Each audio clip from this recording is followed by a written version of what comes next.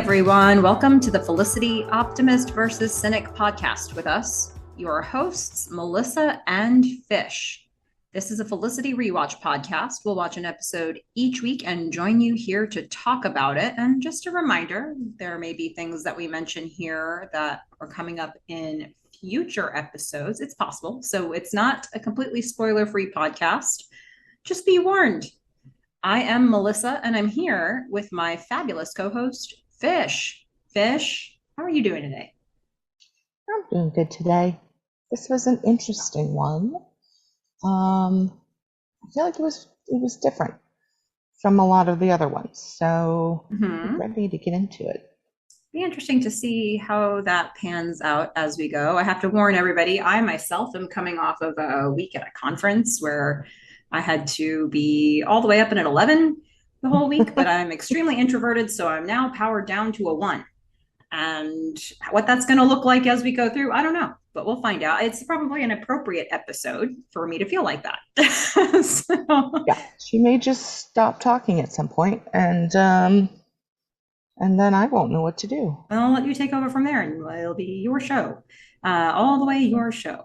Yeah. Nobody wants that. Well, that'd be interesting. Maybe fun.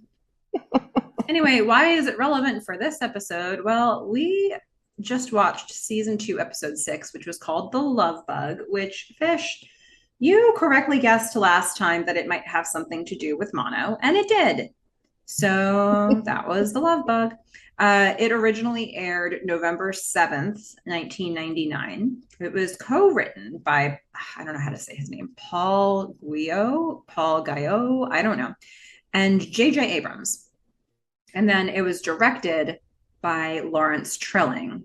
And here's the episode description. When Meghan gets mono, Felicity bunks with Noel and Elena and faces an awkward situation when he asks her to keep their past relationship secret from Ruby, who later comes to Felicity for advice on birth control. Meanwhile, Felicity frets over David's failure to become more intimate. Okay. So, Fish, where do you want to start with this one? Well, I mean, they did completely leave out the whole Ben and Maggie storyline. They sure did. I mean, I feel like we should start with Carl because he is just like ground zero for this, right? I mean, we don't know who in the world would have kissed him, right? According to Meghan. But it's midterms and Carl is concerned. He's, not sure what he's going to do if he's sick. And Felicity's very clear. None of the professors are going to give you any extra time or be nice to you at all. And then he passes out. So I feel like there are times when professors probably will give you more time. I did need surgery at one point, and it's not the same, I guess, but they all moved up my finals and deadlines so that I could leave. And I ended up having I don't know. Yeah, and this isn't like finals because they can't really extend finals exactly because, well, they have to get your grade in and, I don't know how it works with that, but you're right. It is midterms. So I suppose feel like if you have mono, they definitely would have some flexibility. Yeah. But I love the fact that this whole thing is about, yes, it's about mono, but it's also a lot about just kissing. So yeah, and this all comes up at a dorm meeting, right? And Carl's, trying to ask questions about his health and what, if like you said, the professors would have leniency or, what would happen if you had mono. And the undercurrent through this whole meeting is Meghan being like, oh, we have too many meetings, right, folks? And they're all like, yeah. But yeah, it comes to an abrupt end when Carl just falls to the floor, exhausted. Yeah. That was a pretty good fall, too. It was. I was thinking that. I was like, that's That's perfect. Good job, Carl. Yeah, Um, whoever's playing Carl there has some very good comedic training. He knows yes. how to take a good fall. Yeah. Right on the face. Yeah. Yeah. I mean, do you want to carry the Carl thread through, or should we keep going kind of in order? I mean, there's only a couple more Carl things, so I kind of feel like going in order just because I liked how, for example, here we're talking about mono, and then the next thing that happens is Felicity freaking out because David hasn't kissed her. Hmm. And it kind of goes back and forth between like the mono stuff and then the kissing. And there was a lot of kissing in this sorry, Yeah, in this episode. episode. Yeah. I think yeah, and I think almost even more than kissing, I think it was about intimacy and people and the many ways that that comes across. I mean, we'll see later. I know I'm jumping ahead with this, so I'll just make this a quick comment. But like, you can see like Nola's kissing Ruby, but the intimacy seems to be with Felicity, and that perks up Ruby's ears quite a bit. So I do think that difference between intimacy and physical relationships and then this sickness happening as an undercurrent through the whole thing is it definitely drives this episode for me. Yeah. I mean, I definitely agree um, with the intimacy part in multiple relationships. So in David and Maggie and Ben, Mm. and we can talk more about the Noel and Ruby stuff because I do feel like that's slightly different than the other two. Mm. But I mean, Felicity here is kind of amazing, right? Because I have been just continually saying that she is always thinking about herself and she's not very perceptive when it comes to other people and exactly what they're thinking or feeling. Hmm. Um, she hits the nail right on the head here. And She her tape for says, Sally. yeah, she says, David hasn't kissed me. I hope that it's not because of his ex-girlfriend and him not wanting to get anything.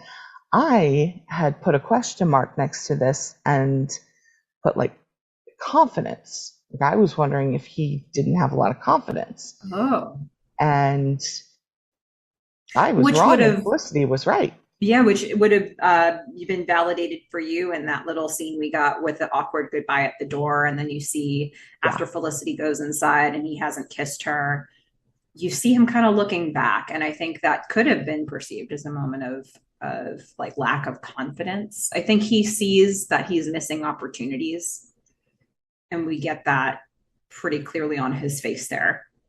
Yeah, but I misinterpreted it.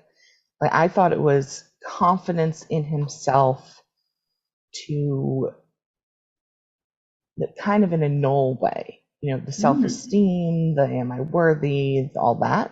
yeah. But it's not. It's confidence in himself to trust someone, to be able to have a real relationship, and a bit of confidence in Felicity about whether she is someone who is trustworthy, even Hmm. though he never says that, which Yeah. I really like about him. I mean, he takes full accountability of his own feelings. Yeah.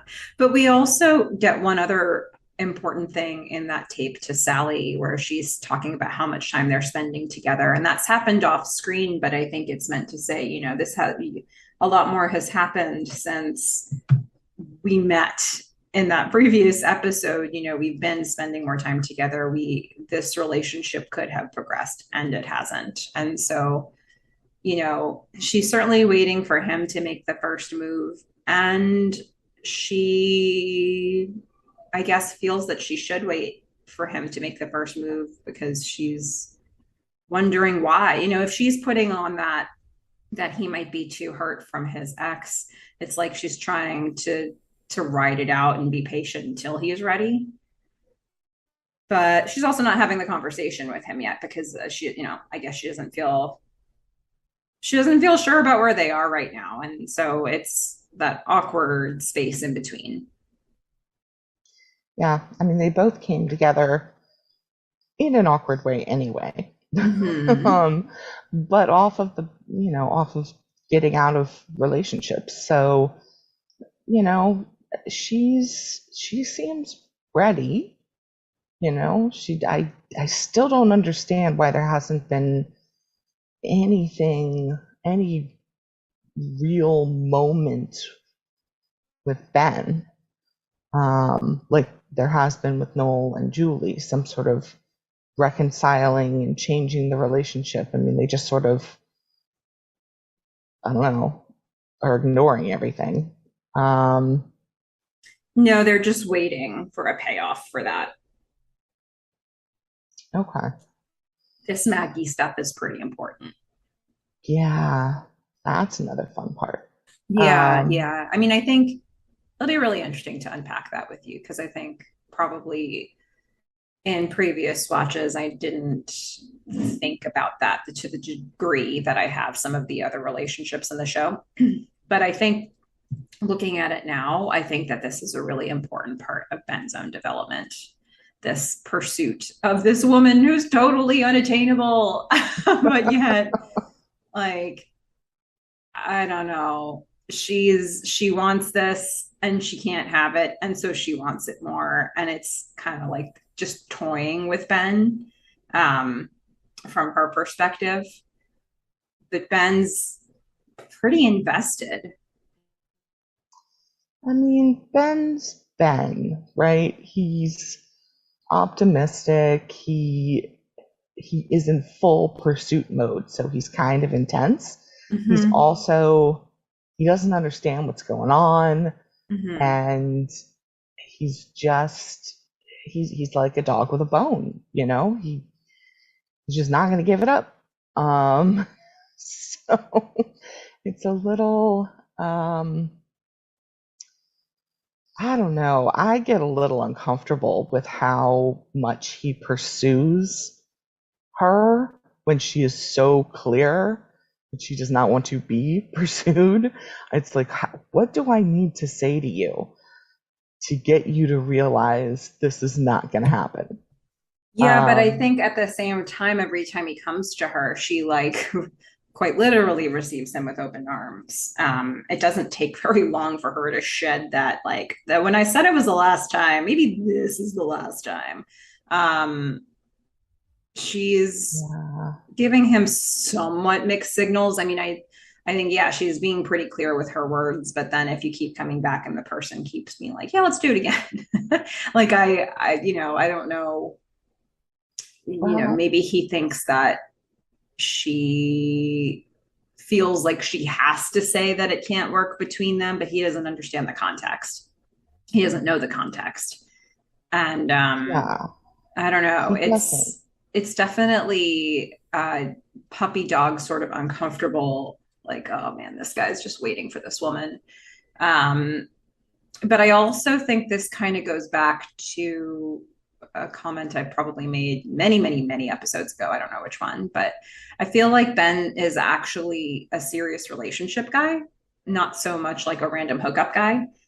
You might think he would have, like we know from seeing all the way through this point in the show, women probably throw themselves at him. Like even that random person who gave him an invitation to a party and didn't give no one.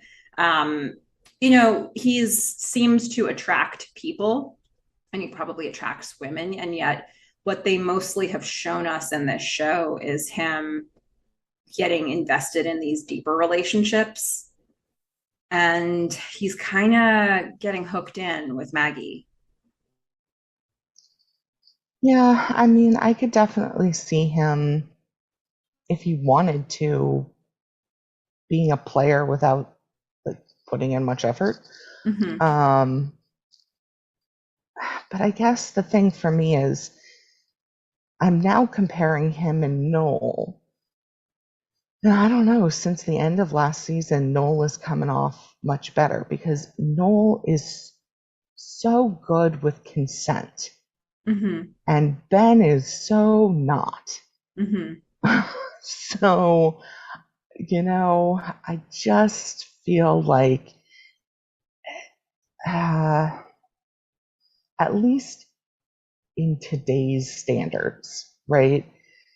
His pursuit does make me feel uncomfortable because he's not listening to her say no. And it's a bit of, actions speak louder than words, Mm-hmm. but they shouldn't have to. Like, Mm-hmm. if she says no, just stop, Yeah. you know? Let's get into the details of this one because even though I know we want to go chronological, but this Ben and Maggie stuff is really its own thing. It doesn't really like weave in with any of the other storylines. Um, so if I look back at my own notes, I think the first scene we get with those two is at Maggie's business. She's Mhm. making pastries. She's showing her employee how to pipe. Um, and she gets a call from, I guess, a client, and she has to speak Japanese. And you just see like Maggie has many skill sets here. Yes. Like she's a woman with I don't know, she's mature in some ways, and that's what Ben interrupts her in the middle of. She's on the phone speaking in Japanese, and Ben's just like, oh my God, this woman. Yeah, he's like, I can't speak Japanese. This is not gonna happen, but I'm here. Like, walk me. And she just turns around and it is very clear she is not happy that he is there. She is, the way she talks to him, her expression, her tone, she is not happy. Mm-hmm. And she's also not honest. She says, well, the reason I'm not happy is because I have to be professional. Mm-hmm. And we all know that's not the reason. Yeah, yeah. Well, first she has to make her employee Suzanne go away. She's like, Suzanne, hey, can you call Mrs. Winters about the thing? You're just like, Yeah. all right, that was not a necessary task, but Suzanne, and you figure Suzanne's giving this the side eye. She's like, oh yeah, Mrs. Winters, that Mrs. Winters from 3 years ago. Yeah. But that does allow Maggie and Ben to have more of a conversation. And you're right. She's like, this is wrong. This is wrong. But she doesn't give him the reasons why it's actually wrong. And I think Ben probably thinks she thinks it's wrong because of the age difference. Well, she brings it up. She's like, Mm-hmm. I'm kissing a college boy.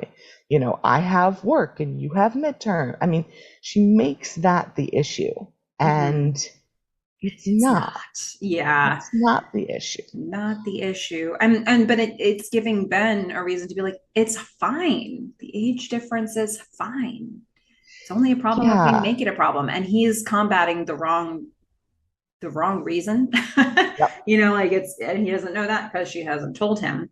But then she goes in very assertively for a big time kiss, like I can't have you. And she goes from one to the other so fast. She's like, Um, yeah, she goes in, she kisses him, and then she's like, I can't have you here yeah, now. yeah. And like those are two big like alternatives. Like Mm-hmm. somewhere else or here some other time. Mm-hmm. Mm-hmm. And and I get it. Like Ben, he I don't know, but I haven't seen this side of him, right? Where he is all about the chase, or he, is kind of getting off on the fact that she's going hot and cold on him, that he's Mm-hmm. like getting her to give in to him. And I have seen the super logical side of him, right? Where he sits down, he's like, give me all the reasons and I Mm-hmm. will tell you why you're wrong. In a way, I And suppose he tried to do that with Maggie with the yep, like age difference. He is kind yep, of Now that you mention it, yeah, like I think it is matching that approach that he had with Felicity, where he was like, "Give me your reasons." She gave him three, and he walks her through it. And with this Meg, he's only given him one, and he's tried to refute it or make disarm it, and it's not the actual reason. Right. And that's the thing is like I'm going to be interested to see where it goes from here when she finally has revealed the reason. And I just get the sense that she's going to be in more episodes. Um, Yeah, it's not done yet with them. Mm-mm. yeah. So, I mean, I don't know whether she comes back to him or he comes back to her and it's like, well, you wouldn't be with me if you were in love with your husband or something like that. Like, I don't, you know, I don't know whether, again, it's him just on the chase or whether it's her just being really unhappy. I mean, it'd be hard to believe she's having a midlife crisis. I mean, she looks, I don't know, like she's in her 20s, but she's probably like, what, 32,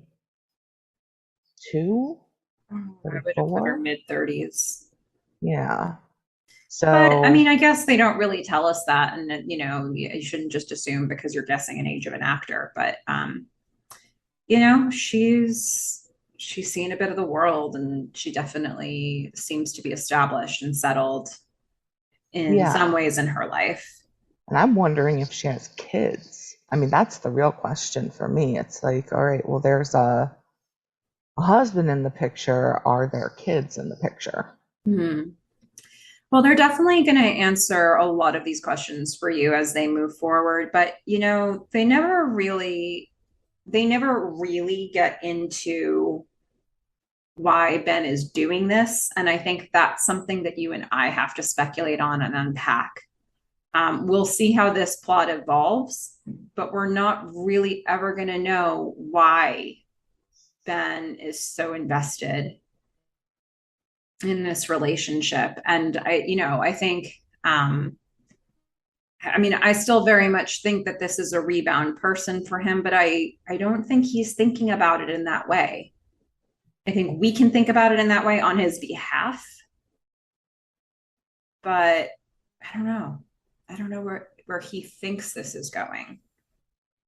I mean, I'm thinking about how it started until now. So he sees her out the window. He's attracted to her. She Mm-hmm. comes in. She's a bitch. He's not attracted to her. Mm-hmm. But then he tells her off. She sits down. She's attracted to him. And then it kind of kicks off. And Yeah. so it's like at first, it's just sort of this back and forth, and he's picking her up and she's interested. And now they've clearly been, you know, I don't want to say seeing each other. I mean, they've had sex once, it seems like, and Well, he's in gone this to a, episode, they'll be at least twice. well, yeah, maybe it's an issue. Maybe it's just because she said I wanted to be with you one more time Mm-hmm. that I was thinking it had only been once, but that's true. It could have been as many times as whatever. Mm-hmm. Um, so they've been seeing each other. He went to an actual party of hers. Mm-hmm. Um, he's definitely shown up at the catering place at least once because she invited him. They had sex that one time in the last episode, and then she was like, "It's over," and it feels like this is the next day that he's Okay. shown up. Like this is the next time that they've seen each other, and she's like, "Why are you here? I told you this was over." Mm-hmm. Yeah. Yeah. So I think the way that you put it, that she's running hot and cold with him, is a really good way to put it because, and it is tough from a consent standpoint there because she's verbally saying no, and then she's like making the next move, you know? It's like in this context, he goes back to her office, which is her place of work, and that is a bold choice. And she could have said, I don't have time right now, Ben. You got to go. but she makes her employee go away. She has this conversation, and then she kisses him. And then she says, I can't have you here now. And it's like, hmm, so you want me sometime? It's Yeah. I think from Ben's standpoint, yeah, it is hot and cold. And I don't know what he's supposed to do with that, but he's getting some really clear indications that she's into this. And I think he's trying to figure out like what's the problem. And he doesn't know it yet, but he thinks he knows it. And, as we keep moving through this episode, that will become more clear. I'm trying to look for the next scene that we see them in. It looks like it's quite a while before we see them together again. It is. It's all the way Um, back when we get a couple of scenes near each other where, is you it the one know, where they're back at her business again and she wants to give Ben a proper goodbye? yes. Yeah, that's what I'm coming up with too. So it's another scene back at her workplace. And I'm guessing they set this time. At some point, they set a time to meet again at her workplace because it looks like she was ready for him this time. And she's like, I wanted to give you a proper goodbye. And he's like, oh, okay. So this is generous. She's like, nope, totally selfish. I want to be with you one last time. Yeah, and she starts it off by, saying, yeah, I'm going to do this, even though I know how it'll end. And of course, I mean, it seems like Ben is the eternal optimist here. He's like, but it might not have to end. And she's like, no, it's going to end. This is, I wanted to be with you one more time. Mm-hmm. He's like, but it could be different. Um, and I love the moment where just there's this look on his face when she clears that butcher block. Yeah, Because and he's like, I "Oh, where?" He's like, "Should we go somewhere?" She starts kissing him. They're really into it, and he's like, "Should we go somewhere?" She's like, "Nope, here." He was like, "Here, where?" yeah, I was like, where, how exactly? And she just like wipes everything off the butcher block and throws herself across it. And Ben's face in that moment, it's not, I mean, the only way I can describe it is like he's kind of like, all right, time to get to work. Yeah, yeah. He's like, "Oh, damn," and he clears his throat a little, and he's like, "Okay." Uh, Yeah, but it's not like at least the face that I'm talking about, like he's not surprised necessarily. Like in that moment, what came across to me was, all right, this is going to be some work. Let's get down to it, boys. mhm. Like Okay, he's psyching it's himself up. This woman's ready to go, and he needs to be close behind. yeah, Yeah, it's and it's a good thing she cleared the table because how are you going to do that in somebody else's business? that's Like, fair. I mean, I guess she needed to take that she was also initiative. closer. But holy moly, Maggie, Yeah, you're really into it here. Um, but then shortly after this scene, we'll get a scene where she's like, "This is it." yeah, And he's like, we're done. "What?" Yeah, we're done. We're done again. He's like, "This And can't be it." Ben's like, I know you like me. Like you like me. I can tell. And she just, I love her in these moments where she looks at him and she just says, I like sleeping with you. Mm-hmm. I mean, she is just, she's not being honest about the total like reason, but she's being very honest about where she stands between the two of them. Mm-hmm. She's like, look, I am not in love with you. This is not going to be a long-term thing. Like, yes, I'm attracted to you. Yes, I like sleeping with you. I don't want anyone to know. It's going to be a secret. Uh, and we're done. Like, she's just, I see her being like turning it off and just being total ice queen, which she Mm-hmm. really needs to do. And him potentially seeing that as a challenge. It seems Yeah, like it's he's going to be a in problem. so far over his head here, because she is able to turn it off in between, but she turns it all the way on when it's back on. So for him, like he's not wired to bounce back and forth like that, I guess. And he Or can't he turn it doesn't off. see it.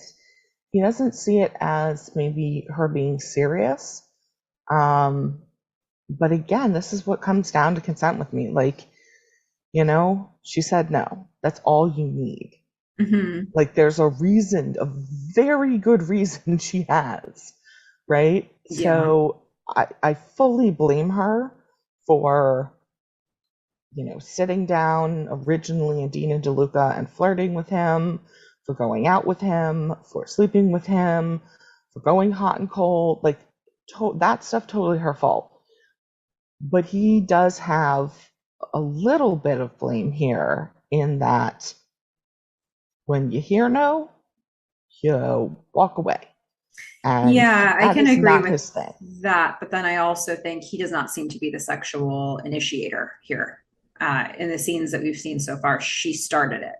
So it's also like, okay, consent. Well, I think that goes as far as he shouldn't keep showing up, but then she's the one who's initiating all of their, like, all of the sexual interaction that they're having, I think, at least to this point. Yeah. So it's a weird, blurry line for the consent piece here because he's not like the stuff he seems to be getting the consent for sex, but not necessarily getting the consent for seeing her. Right. And that's two really weird things to combine. Yeah. And his brain doesn't seem to know how to process it. Well, Maggie's he brain, does, I think. His brain is, it's pretty much like one track, right? It's like she keeps saying, we're done, it's over, like this is not happening. mm-hmm. And I think it's really important that she says here it has to be a secret, Mm, right? yeah. Because his response every time is, let me address the problem I can see. And Mm-hmm. so the next time we see them, he's going to address that problem by saying, let's go away to Vermont.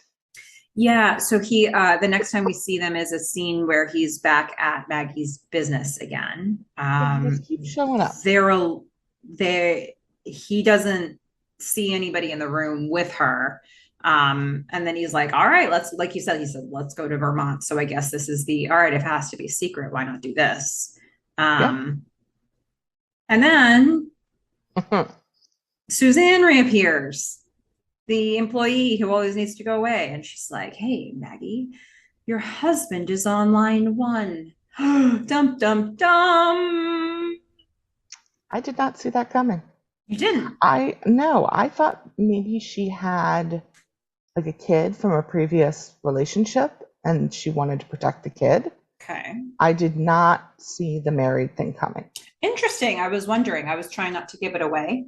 And it sounds like they did a pretty good job walking that line. Yeah, I mean, I knew there was something, but But I, not that. but I really didn't think it was that. Neither did I thought Ben. it was a kid. Yeah. Ben is caught a bit off guard. Yeah, and I like the way they bookend this scene Mm-hmm. because you've got, so we had the last scene where he's like, "Ah, okay, what do I do now?" And then he has this great shot where he's next to, I think it's a coffee cart, but it might as well be like a hot dog stand. And he's just standing there in the rain in his leather jacket. And I feel like he's trying to figure out in that moment, like, what do I do? Where do I go from here? Yeah. And then he gets there and he's all excited because he's like, I've got it solved. Mm-hmm. And then you see him walking away in the rain. And all I can say about, like, I love the bookend and Ben walking in a leather jacket in the rain is really hot. I'm sorry, it just is. Yeah, it was good. They give Ben some good walking in the rain moments. And here I just put Ben, lonely walk in rain. Oh, He is just like he's thinking and he's alone and everybody else seems to have an umbrella, but this guy's just getting poured on. I feel like he um, doesn't want an umbrella. yeah, He's not in the umbrella mood. he wants to be completely soaked. Yeah, That's part of the thinking process. yeah. It's Yeah. And I guess, mm, we've seen him. This is what Ben does. Like he'll go to be alone to work something out in his brain. We saw it in that really interesting scene from season one where he doesn't make the track team and he's just sitting on that stoop. Um, he has these moments where, you can see that he's trying to process something, and this seems to be how he does it. So yeah. I mean, it sometimes it's hot strutting in the rain, and sometimes it's hot sitting on a slowly, stoop slowly, sadly eating a eating the marzipan head off a boxer. man's marzipan boxer. Yeah. Yeah, there's a Yeah. whole variety of the things he can do while lonely. Yeah. I mean, and that's really the whole Maggie and Ben's story that they tell us in this episode. But it's really interesting to hear that you didn't see the husband bit coming. I did not. Well, I really thought it was going to be maybe a kid around like 4 or 5 years old, and it was going to be a boy, and he was going to be blonde, and like I had this whole story in my head. yeah. Um, That's cool that it was such an effective reveal for you. And it certainly puts everything in a new context for us and for Ben. yeah, And it certainly puts Maggie more at fault here in terms of the choices she's made because it's not about their age difference. It's like she's nope, been doing this the whole time. We're going to get more and more context for Maggie, but they don't really yeah, want to give that to us in this episode. It's the only thing we know is her husband is on line one. And it's like, sit with your judgment, audience. Um, maybe you'll get more information later, but just sit with this now for a week or so. Me too. yeah, yeah. That Yeah. is going to be what happens with me. Yeah. Yeah. So we'll see where it goes from here. But, let's get back to some of these other weaving storylines because I think most of the other things that happen in this episode are really linked together. Um, you know, Felicity and David are certainly in a very different place. They've been spending time, but not having any sort of sexual relationship. And Felicity's like, "What's happening here?" So we talked about the beginning of where we saw them, but then we're going to see this scene between Elena and Julie and Felicity in Elena and Noel's apartment, where she's saying, "I'm confused about new guy." They're all calling him new guy, which I think Well, is cute. I think, Elena, Elena yeah, wants to call him new guy, yeah, and she's instigated this. yeah. I think that's cute. I think that's how you talk with each other. I think somebody would do this, like Yeah. in a friend group, they'd be like, "Tell me about new guy." She's like, "I have no idea what's going on with new guy." Um, and she can't quite get into it yet though, because Ruby and Noel come in and interrupt them. Yeah, they do. They've got and Ruby has some big news, and Noel, the opposite of Ben, is being completely skeptical and just he's worried for her safety, honestly, because this schlubby looking guy with a briefcase, a roughed up briefcase, has come by and said to Ruby, "Hey, want to be in a movie?" And Noel is having none of this. He's just like, "Look, no, do not take your clothes off. Do not call this guy back." Like, without saying it, he's basically saying, this guy wants you to be in his own personal porn. Don't do it, and he may kill you. Um, So that's the difference between Noel and Ruby. But we'll find out later it's a good thing that Ruby has some of this, faith in humanity. Yeah. And Ruby is yeah, she's thinking, like you said, she's kind of optimistic about it. Noel thinks the guy is shifty. They start passing around a business card from the guy, and all the women in the room are like, "This looks legit. This is fine." And Noel's like, "It's shifty." Yeah. Yeah. And Ruby wants to get in on the conversation. She's saying, Hmm. "Hey, like, tell me about new guy." And Noel walks back over and is like talking about that movie guy. And, and then he gets a weird sort of response from the girls. And he's like, "Oh, this is girl talk, and I'm not invited, am I?" And I love Felicity. I don't know. They're really making Felicity and Noel a lot more funny, I think. Hmm. She mocks him with his magic 8 ball Hmm. decision making tactics. Hmm. And I can't remember exactly what it says. I don't know if you have it written down, but She just she just said, says the answer to your question is definitely. yeah. Yeah. So So he has yeah. been disinvited from a conversation in his own apartment. He's not loving it. No, I mean, he wants to point out, I mean, I live here and pay rent, and they don't care. Yeah. Nope. Because I want to get into girl talk, which is, once Noel leaves, they then do get into it. And they pretty much just reiterate the point. David won't make a move. New guy won't make a move. Nope. That's pretty much it. That's where they leave it. It's surprising, though, that Felicity doesn't bring up why she thinks it is. Like the whole X and trust and like all that stuff. Mm-hmm. She just doesn't bring any of it up. She's Well, just they like, I'm keep so the scene so confused. short. I don't know. Maybe that's too. It's his story. I don't know. At the end of the day, she, maybe that's her suspicion, but maybe she's also wondering if it's something about her. It's like the advice you're going to get from Elena is what to do about it. Yeah, so you would think you want to give her all the information. Yeah. Yeah. I Yeah, don't but know. I but just we thought it kind was of move weird. forward from this, and that conversation becomes moot pretty quickly because Felicity's going to go back to her apartment with David, or not her apartment, her dorm room with David, and Meghan is not feeling well. Meghan has mono. She is in bed. She's sick as a dog, and so David and Felicity are like, "Ooh, this isn't good." Yeah. Um, but then Noel comes in too. He just blasts into the room. Ruby called the killer. She called the killer. And now they're sending sides or something like that. You're like, oh my God, this guy. Yeah, it took me a second. He actually did have to say the movie guy Mm-hmm. because I was like, the killer? What?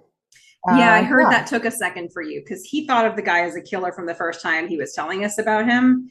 But then he does clarify it was the movie guy. yeah. Took me, and I was like, okay, got it.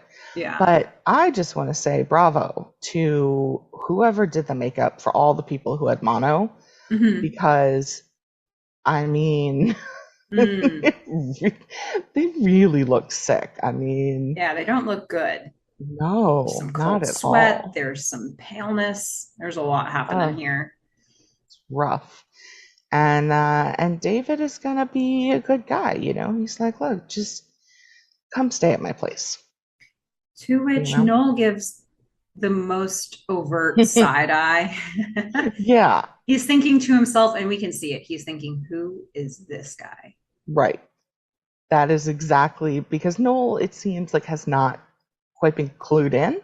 Nope. Um, and he definitely, I don't know if it was a protective thing or what was going on, but there was some serious side eye involved. Mm-hmm. Yeah. Um, And they made it yeah, a point to linger on that shot. But, they did. it seems like Felicity has a plan on how to stay healthy here. She's going to stay with David until we get to the next scene. But Um, it's okay because Javier, he doesn't really approve mm-mm. of her staying with David because it seems like a scheme to get her into bed. It's like, I kind of want that out here. He's like, but he's inviting Felicity to stay with him at Samuel so she doesn't have to resort to the David option, not knowing. She Exactly. wants to resort to the David option. But she then tells him very clearly, Mm-hmm. I like David. Like I want to go over there. And And then somebody calls. yeah. And who is it? It's the man I don't trust, says Javier. You mean And she says, David? David? No. No, David.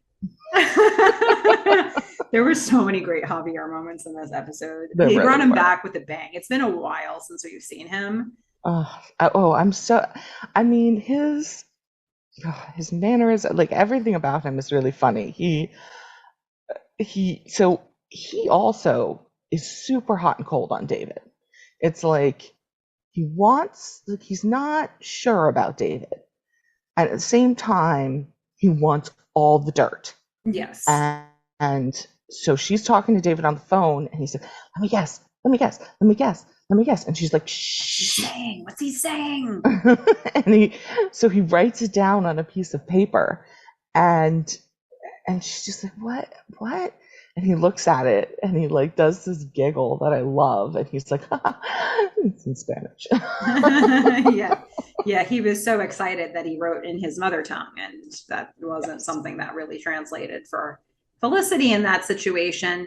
Meanwhile, she's distracted by the conversation she's actually having from David, uh, who's telling her, you know what?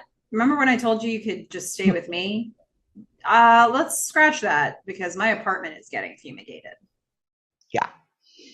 Hmm. And this is I don't understand Felicity's journey with trying to find somewhere to sleep. Mm-hmm. Because she she already has an option in front of her. Like, go stay with Javier and Samuel. Mm-hmm. Like, just do it. But if she did that, none of the rest of this would happen. Um, so what's going to have to happen instead is she's going to sleep on the couch in the dorm lobby, Yeah, right in in the the middle of common everything. area, Yeah. which I'm just like, you're going to catch something if you sleep on that couch. Yeah, I don't know probably. if it's going to be mono, but I mean, you're definitely catching something. Mm-hmm. So, At the very least, you'll catch a ugh, glimpse at the end of Ruby and Noel's date. yeah. Wow. That's unfortunate. Yeah. Well, She's it's just, unfortunate for her. I very much enjoy it. I mean, so Noel and Ruby start kissing, and we like Ruby because she's like enthusiastic, and I kind of think of her as sort of like a cartoon deer. okay. Yeah. She's like, Bambi. flitting around, and she's Okay. just really happy, and um, Yeah. yeah, and so she's just into this kiss, like it doesn't matter. And I wrote down, stop looking at them. Mm-hmm. And you Because said it. Felicity, Yeah. she tries to hide herself, and the longer the kissing goes on, the more she starts watching them. Yeah. I mean, they're making out and there she is watching them. And it's just awkward. It's like at some point, somebody's going to notice that she's here. They're Yeah, going to know she's been staring at them this whole time. And just which is the put the person who blanket finds over out your head. first? Ruby. Of course. She's like, oh, damn. Felicity, you all right? Do you need anything? Can we get you anything? This looks really uncomfortable. So I was like, no, it's fine. It's just, how can I make this awkward situation stop? Yeah, like just really would like the two of them to leave, Yeah. but they Yeah. don't. Well, Ruby does. Yeah. Noel says, "All right, see you tomorrow." And Ruby's like, "Okay, gotta go. See ya. Mm-hmm. Just stay here with with a good friend, just your friend, so that you can talk in the middle of the night while she's laying down in her night clothes, just your friend. Well, Noel, yeah. Then Noel does actually walk back to the elevator. He does. But then, I in a knew great that comedic wasn't moment, he happening. comes straight back out of the elevator. Yeah, I mean, there was no way he was leaving. Yeah. We know I'm sorry, we know no. Yeah. He doesn't leave. He has to talk. Well, and he has some business to take care of here He because does. he needs to know if Ruby knows about them, about Noel and Felicity having had a relationship in the past. Yeah, and this scene surprised me again. I had a couple of surprises. Um, I assumed he was coming back to like fix everything for Felicity. This would be his, all right, come over, stay at our place. You really can't stay here. But no, he seems happy, and he just really has a question, which Mm-hmm. is, does Ruby know about us? Yeah. Yeah. No, no, And she doesn't. she doesn't. Felicity gives an indication that Ruby has been talking with her, but that she hasn't said anything. Um, and at the end of the day, Noel's like, you know what? Thanks for not saying anything. Please don't. I should be the one to tell Yeah. Ruby. Hmm. The X conversation hasn't come up yet. But Felicity's like, why haven't you told her?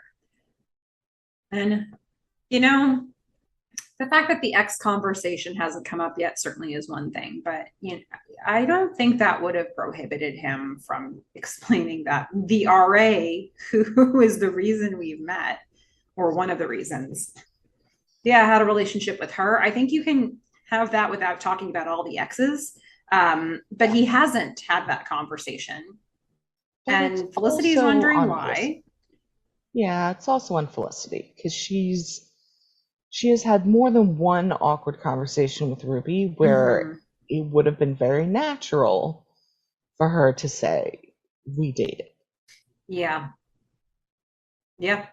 I And I think agree. she has every right to, given that she's the RA and like, and the ex. I mean, So it's why do just, you think they haven't told? Why do you think that individually neither of them told Ruby?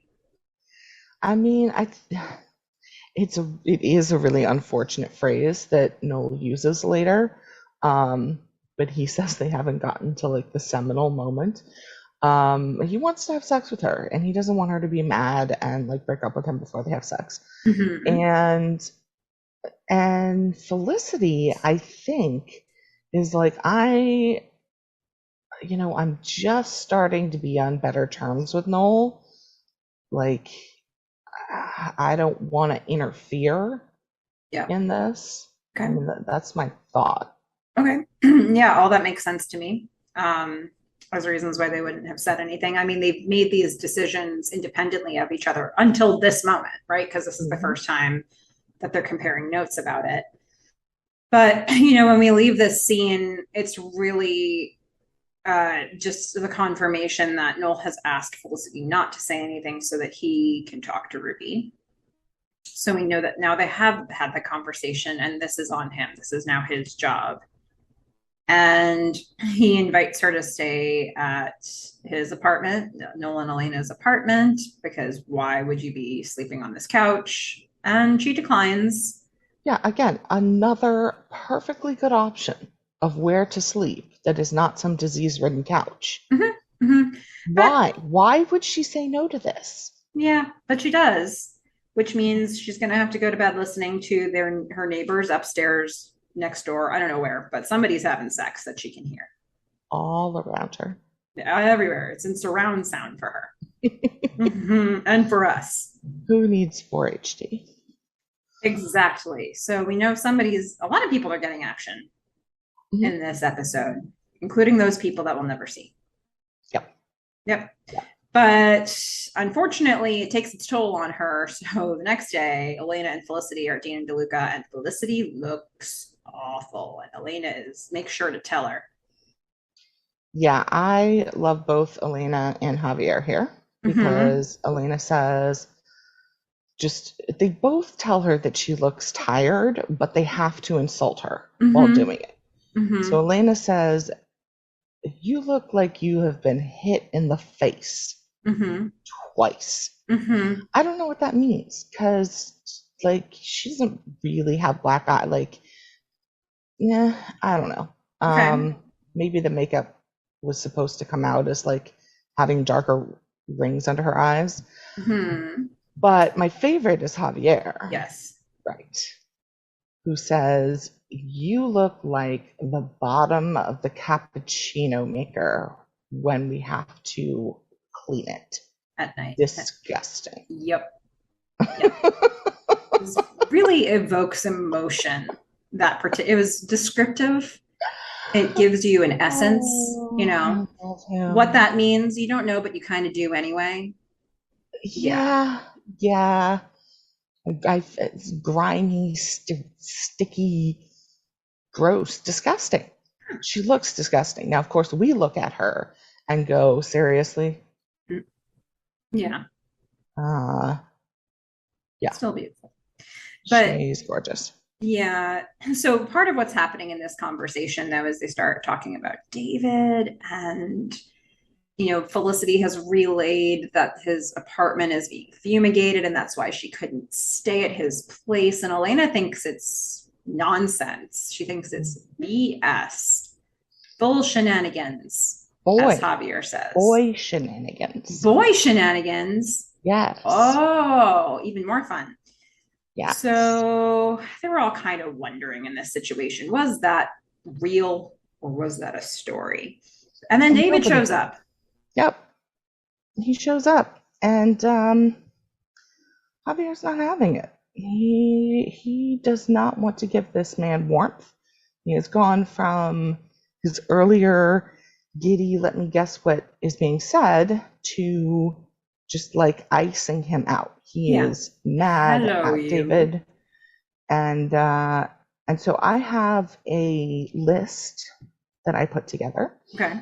um, of the kind of three most, I would say, like, for different reasons, like cringiest moments or lines. Okay. And this is number three. Oh. So it's Javier standing there giving David ice dagger stares, Hmm. saying, excuse me, I have to dust the scones. Hmm. And then he walks away. Yeah. And David's just like, what what is happening here? Wasn't subtle. They, both No, Elena and no. Javier make a reason to escape from the table and leave Felicity alone with David, but Javier's doesn't make any sense. Nope. So that unfortunately is a tell. A little bit. Yeah. Yeah. And they go And so away, but they don't stay out of earshot. no, they don't. And Felicity and David are going to start to have a conversation. And then Felicity is going to be distracted by the fact that they're trying to hear everything the two of them are saying. And then Javier's jumping up and down as it happens. Mm-hmm. David turns around to see what's distracting Felicity, and oop, there's Javier and Elena. Javier wasn't dusting scones after all. Oh, he was making funny little motions with his hands, and they. But you know what? David's gonna push through. He really is ready to take her out. He wants to blow off class that he's teaching Mm-hmm. and take her out to dinner. And she's like, really? Because, the whole fumigation story. And I like the fact that she comes right out and says, "Is your apartment really being fumigated?" Yeah. Because she's suspicious about this, and he's like, "Oh, okay, let's confirm this. Like, let's no, I'm into this. I'll show you. We'll swing by the apartment tonight, and you can see." Where was he staying, by the way? Who knows? Well, we do So see his place, but like, oh, you mean while it was being fumigated? yeah, Yeah. Well, yeah, maybe with his mom, Professor Sherman. could be, Could be. I do want to Yeah. say, though, I'll give you my note from an optimist here. I mean, we are seeing a Oh. Felicity in these last few episodes that has been more and more willing to have some backbone. Hmm. It's not that we never saw that in season one, we did, but I think we're seeing a lot of it here after post Ben breakup. And I like that she just comes right out and says, is your apartment really being fumigated? And I was just thinking to myself, if you're wondering about something, if it's causing a rift in the relationship because it's swirling around in your head, maybe just ask. Like I think there's something to be said for the fact that she just came right out with it so that he could debunk the myth that there was any need to be wondering about this. She gave him a chance to show his true colors, and she also prevented herself from spiraling over something that was a complete non-issue. And I like that she did that. I like that she doesn't do that all the time. um, I think that when you do it too much, then it's just paranoia. But I think they are at the start of their relationship. He hasn't been intimate with her in this, or at least he hasn't been physical with her. And she's wondering what's going on here. And I think, it can be really damaging in a relationship to just sit there wondering about this stuff because then it exists as a problem in your relationship without the person understanding that it's a problem in the relationship. So, she came out with it and he was then able to say whatever he was going to say, which is more information for her. And, you know, if not for this, she might have spiraled. So I think, if you're wondering, ask. Yeah, maybe also some advice for Ben and or Maggie in terms of just saying things. It's interesting because what they're presenting to it's funny that you say that because what they're presenting to us is two basically polar opposite relationships, right? Hmm. you know, Ben and Maggie have everything that Felicity and David do not. But likewise, too, like Felicity and David have actual conversations. Their relationship has a certain foundation to it that Ben and Maggie don't have. And, they've definitely given us a lot of moments, even in just a couple of episodes, they've given us a lot of moments of honesty between the two where it's like, Yeah, there's okay, I know this honesty. happened, but here's why. Yeah, honesty and building trust, um, but actually being trustworthy, as Hmm. opposed to Mags over here, who is maybe not the most trustworthy person in the world. Yeah. Um, but it's in his head. We know that he doesn't 100% trust her, but he's trying. Hmm. And so, yeah, I think that's a great point, especially for Felicity, because she is an overthinker.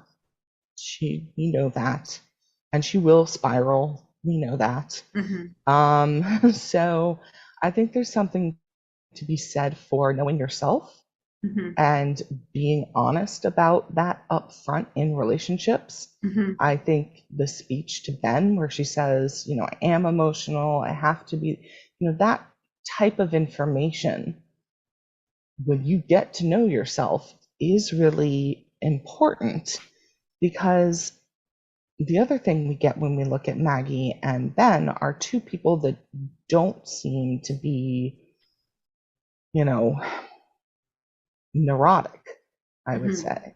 They're not necessarily going to overthink things. Hmm. So it's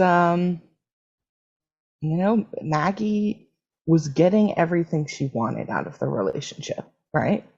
So there was no reason to say anything until Ben kept showing up.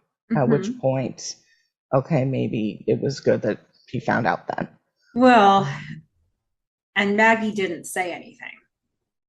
I wonder if Ben ever would have known had Suzanne not come back in Well, and if actually disclose the information for Maggie.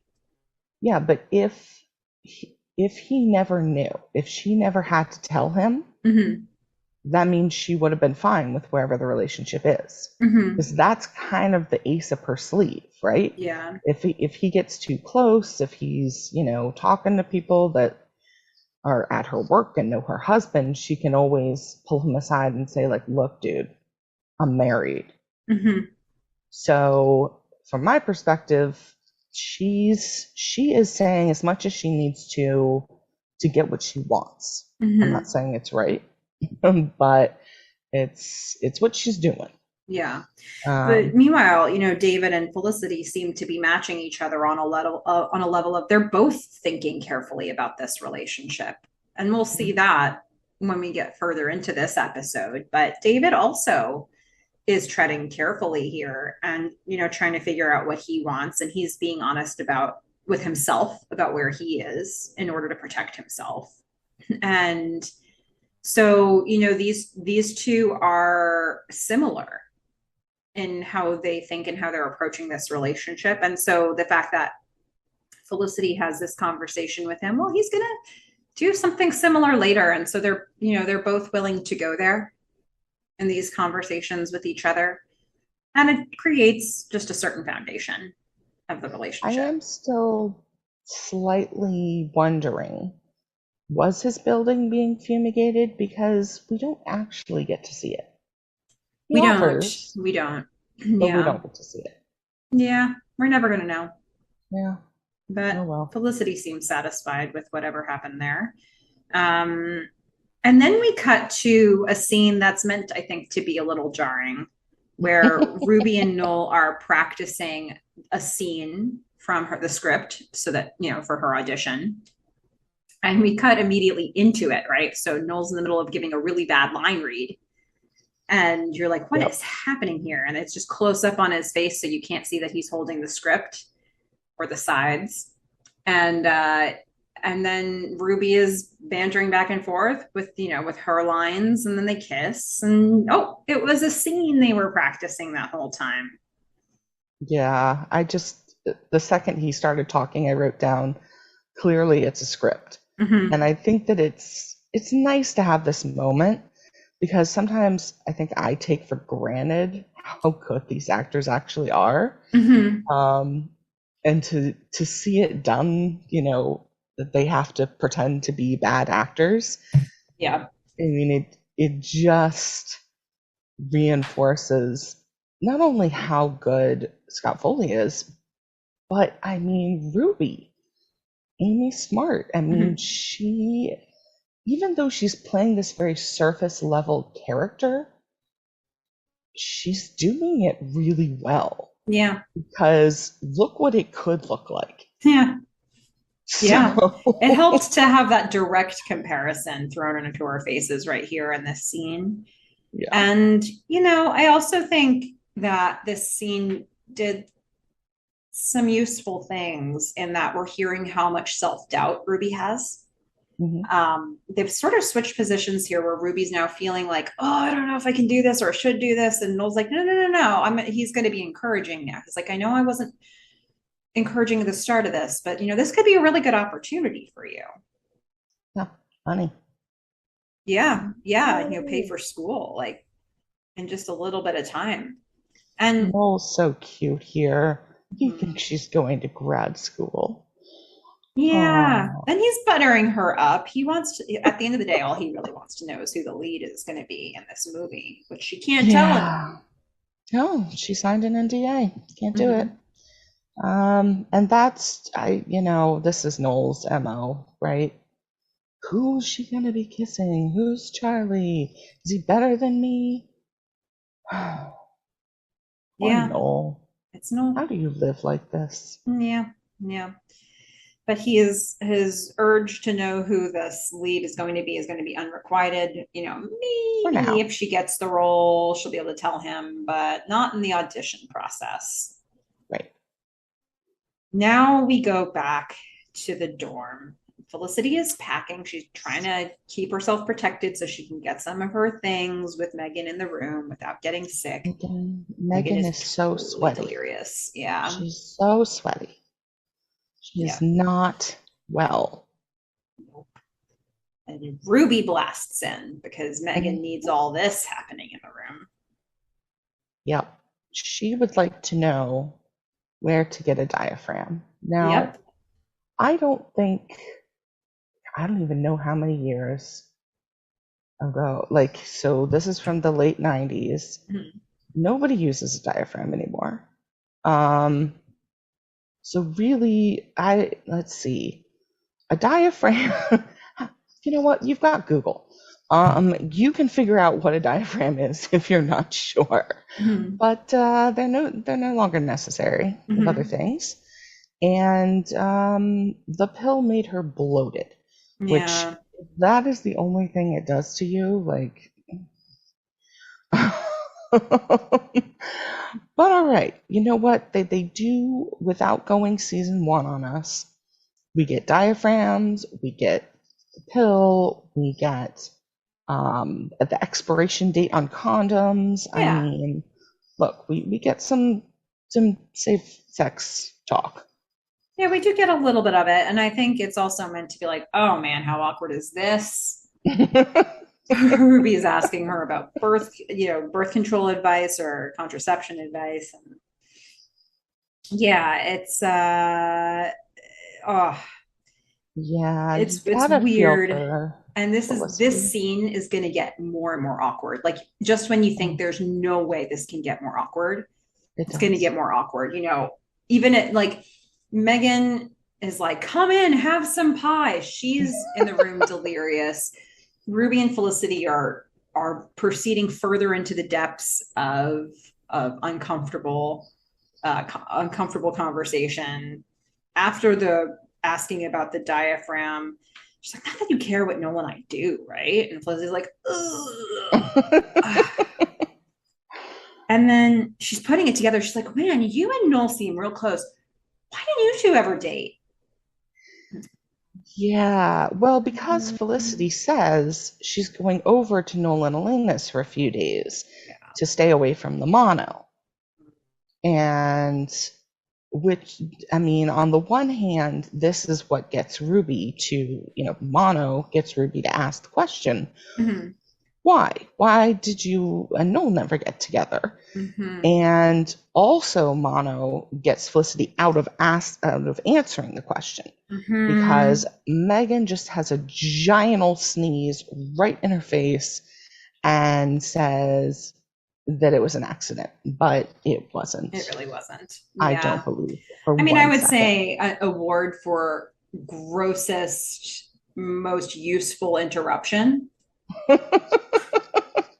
It's like a mono sneeze, but also thanks for getting me out of that real weird situation.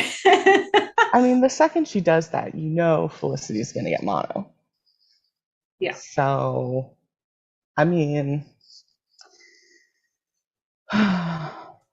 Yeah. it's gonna bring us some future joy Yeah. Sure later in the will. episode. Well, let's go to the double date situation. So Felicity is now at Noel and Elena's place, and she's somehow gotten out of that sticky situation with Ruby. She's trying on shirts. She's Mhm. gonna have a date with David. She doesn't want to. She wants to be like maybe a 3 on the scale of looking good. She's trying on shirts to find the right one.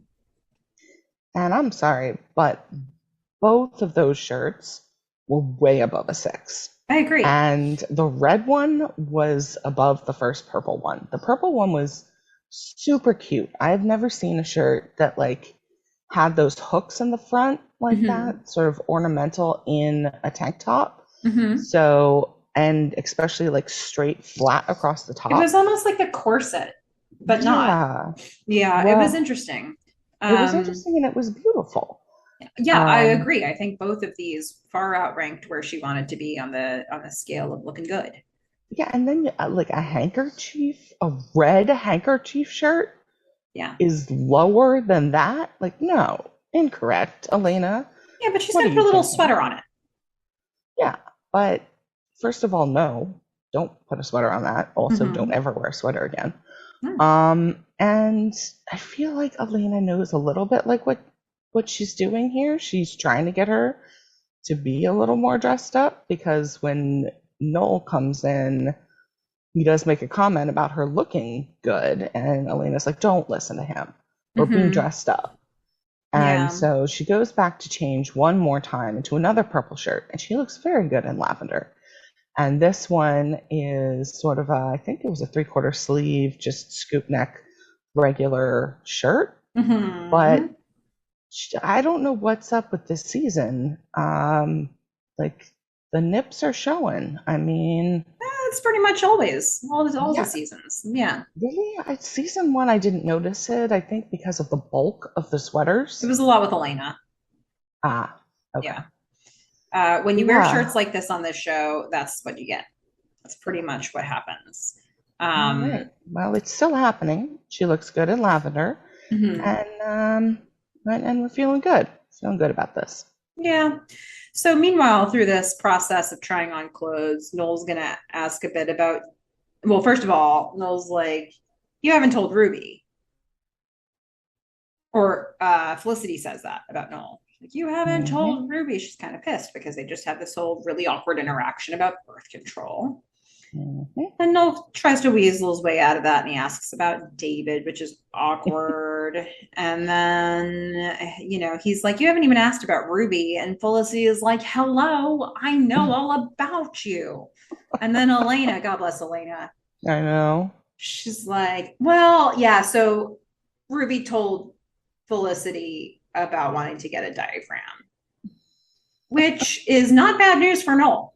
No, and he certainly doesn't look like it's bad news for him. No, he's very excited about the prospect here, and I'm deeply apologetic for the awkwardness. No, he's not really. He's really not. No, no. Because now he got some really good information here. Yeah, and he got it thankfully before Ruby comes in Mm-hmm. because she's just gonna crash right in. She's gonna you know, act like she's taking Noel away to go do something. And again, Elena with the just on point comments. Where are you two non midterm studying people off to Mm-hmm. besides a low GPA? Yeah. Yeah, Um. quality line. So I think there was a mistake in the script here. Oh, Ruby swoops into the apartment, and Noel is getting ready, and Ruby says, "I got the part in that movie." She says that to Felicity and Elena. mm-hmm. Later, she's going to say to Noel, I used the energy from what happened at the double date. And I went in this morning Oh, and I auditioned and I got the part. interesting. So I don't know what happened here that nobody noticed this. Um, I don't understand exactly what the timeline is here. I think the mistake is having her show up in this room and say, I got the part in that movie, because that Yeah, doesn't I didn't matter right even now. write that down. It's weird. I completely missed that she said it the first time.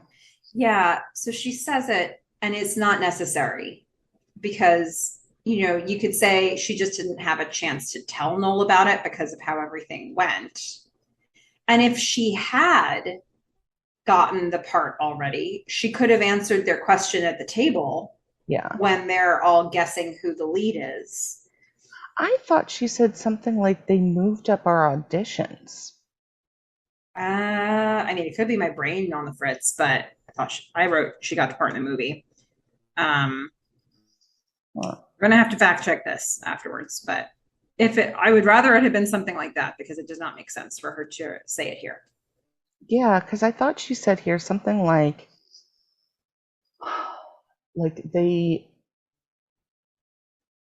they moved up our auditions and they're now at 10 a.m. tomorrow morning. And then when she's talking to Noel about her energy, she's like, "Yeah, I took all the energy from that night and used it the next morning." And then they're talking that night. Hmm. But Hmm. again, uh, Ah, that does not memories. necessarily mean that's what happened. Memories are a funny thing. Well, I don't Yeah. know. Might need to go back and check this out. But um, she shows up. David's gonna show up. The four Mhm. of them are all in this room together with Elena, who wishes they'd all leave. Yes. And they're all trying to figure out plans. This was an awkward moment where they're trying to figure out plans. They're all thinking of going far afield. Felicity and Noel would probably prefer that they all go to separate places, but Ruby and David are hungry. Epstein Right Bar is now. right downstairs. Let's just all go to Epstein Bar. Yeah. Felicity and Noel are Because like, oh no. And Elena's just like, just go. Everybody just go. That sounds like the easiest option. Go. please leave. Yeah. Yep. Yep. And then we get to the double date, Yep. which So it shall looks be. Yeah. so fun. Uh, Yeah. yeah. I mean, pretty much they're just talking about the movie at this point. Yeah, they're going to spend time guessing who the lead actor is going to be. And then Ruby and David go off to get drinks. Yeah. And that'll allow Felicity and Noel to go deep into conversation. Yeah, and they start to go into conversation, and then comes my award, my second award for the cringiest, the second most cringiest line in the whole thing. And Hmm. this is one of those, gag me with a fork moments. Sorry, Oh, Melissa. And we can talk about the rest of the conversation. But this comes at the end where Noel says, I'm always wishing, even in non eyelash moments. hmm. I want to stab him in the face for saying that. Okay. All right. Fair enough. Well, and how does that come up? Well, there was an eyelash on her face, and he pulls it off and says, you blood, make a wish and blow it off her finger. And they have this whole thing, which I've heard of that before. Um, and then she's like, you need to make a wish too. Or no, he's making a wish. She's making a wish because it's Yeah. her eyelash. And she's making a wish because it's her eyelash. And then she's like, what would you wish for? And he was like, can't tell you. She's like, yeah, you're not really wishing. He's like, yep, yes, I am. Always. And then he says this line, and I jump into the screen and stab him in the face. Okay. The end. Seems fair. All righty. Well, but And I would say I love the shot of David and Ruby looking at Noel and Felicity. yeah, because in the context of that conversation, Noel and Felicity, who are on opposite sides of the table, are leaning really, like they're really leaning all the way in. And you can see their posture. And Ruby picks up on it and it gives her some pause. And then David looks to see what she's looking at. And what they see is these two, Felicity and Noel, looking like they're having a really intimate conversation. Mm-hmm. And they're not loving it, but nobody really addresses it there. Nope. Except soon after this, Ruby's going to be Very making soon. a phone call. Maybe to her roommate. I don't remember I'm who not she was sure who calling. it is, but I do know that person's name is Melissa. She's on the phone with somebody named Melissa. She's putting Yes. in her ice cream order. She wants fish food. Which I love as an ice cream. Not a big fan of the band, so I always feel slightly traitorish trying Okay. to eat it, Okay. but it'd be kind of like if they had one named after the Grateful Dead, and also I would have a problem eating that. Um, who was Jerry Garcia? What was Jerry Garcia in? Grateful Dead. Okay, So they so they have have cherry Cherry Garcia, Garcia. and I Yes. don't like cherry, so see Yeah. that's okay with me. Yeah. Okay. But I like fish food. Well, you I should. mean, it makes sense with who I am Yeah. and what I am. Makes a lot of sense to me. What would you eat? It's true. Yeah. But I spell it with an F, not a PH. Well, I mean, sounds the same. I had a friend in college who she was her name was Kate with a C, and she would she had this. She was very serious and earnest about this theory But she was like, I can tell when people are saying Kate with a K. And I was like, how? She was like, Kate, and then Kate. Hear the difference? And I was like, no, Oh. no, I cannot, nor can anybody else. And she was like, well, try it. And I was like, Kate. And she's like, see? And I was like, come on. Well, did you was, say it one with a C and one with a K and have her guess? it was just the most I don't even remember where the conversation went from there. I just remember the theory being like just wild and out there and totally implausible. And she was so committed to it that there was nothing I was going to say that was going to change her mind on this. Um, yeah, Yeah, you I just, fully believe that it doesn't sound different, mhm. but I feel different when I'm saying Kate with a C than when I'm saying Kate with a K. Wow. Like when I say Kate Blanchett, like I I know that that's with a C, and it feels different. Melissa's Listeners, giving me a look. listeners, does anybody else share this theory? Am I the only one who didn't have this theory? I guess 20 years later, you really bring the reality to the surface. Maybe I this is a commonly felt thing, and I'm the only one who can't tell the difference between Kate and Kate. I fully admit that it sounds the same. It's just like, it feels like a different word Oh, when okay. I'm saying it with a C. Jury is still out on this one. Gosh. And it Okay. definitely feels different with fish and fish because one of them is a band that I very much don't like, and the other one is me. Mm-hmm. I So somewhat there's regret starting this conversation. Yeah. why? Gosh. Wow. Well, listeners, jump in, weigh in on this. Ooh, what what's happening? Uh, Yeah, tell us what you homonyms. think. What are your thoughts? Yeah. Uh, Yeah. Yeah.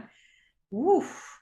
so Well, then so Melissa gets some fish food, the ice cream, mhm. and We're gonna Ruby cut and back to Noel. David and Foldus. Oh no, you're right. You're right. You're No, right.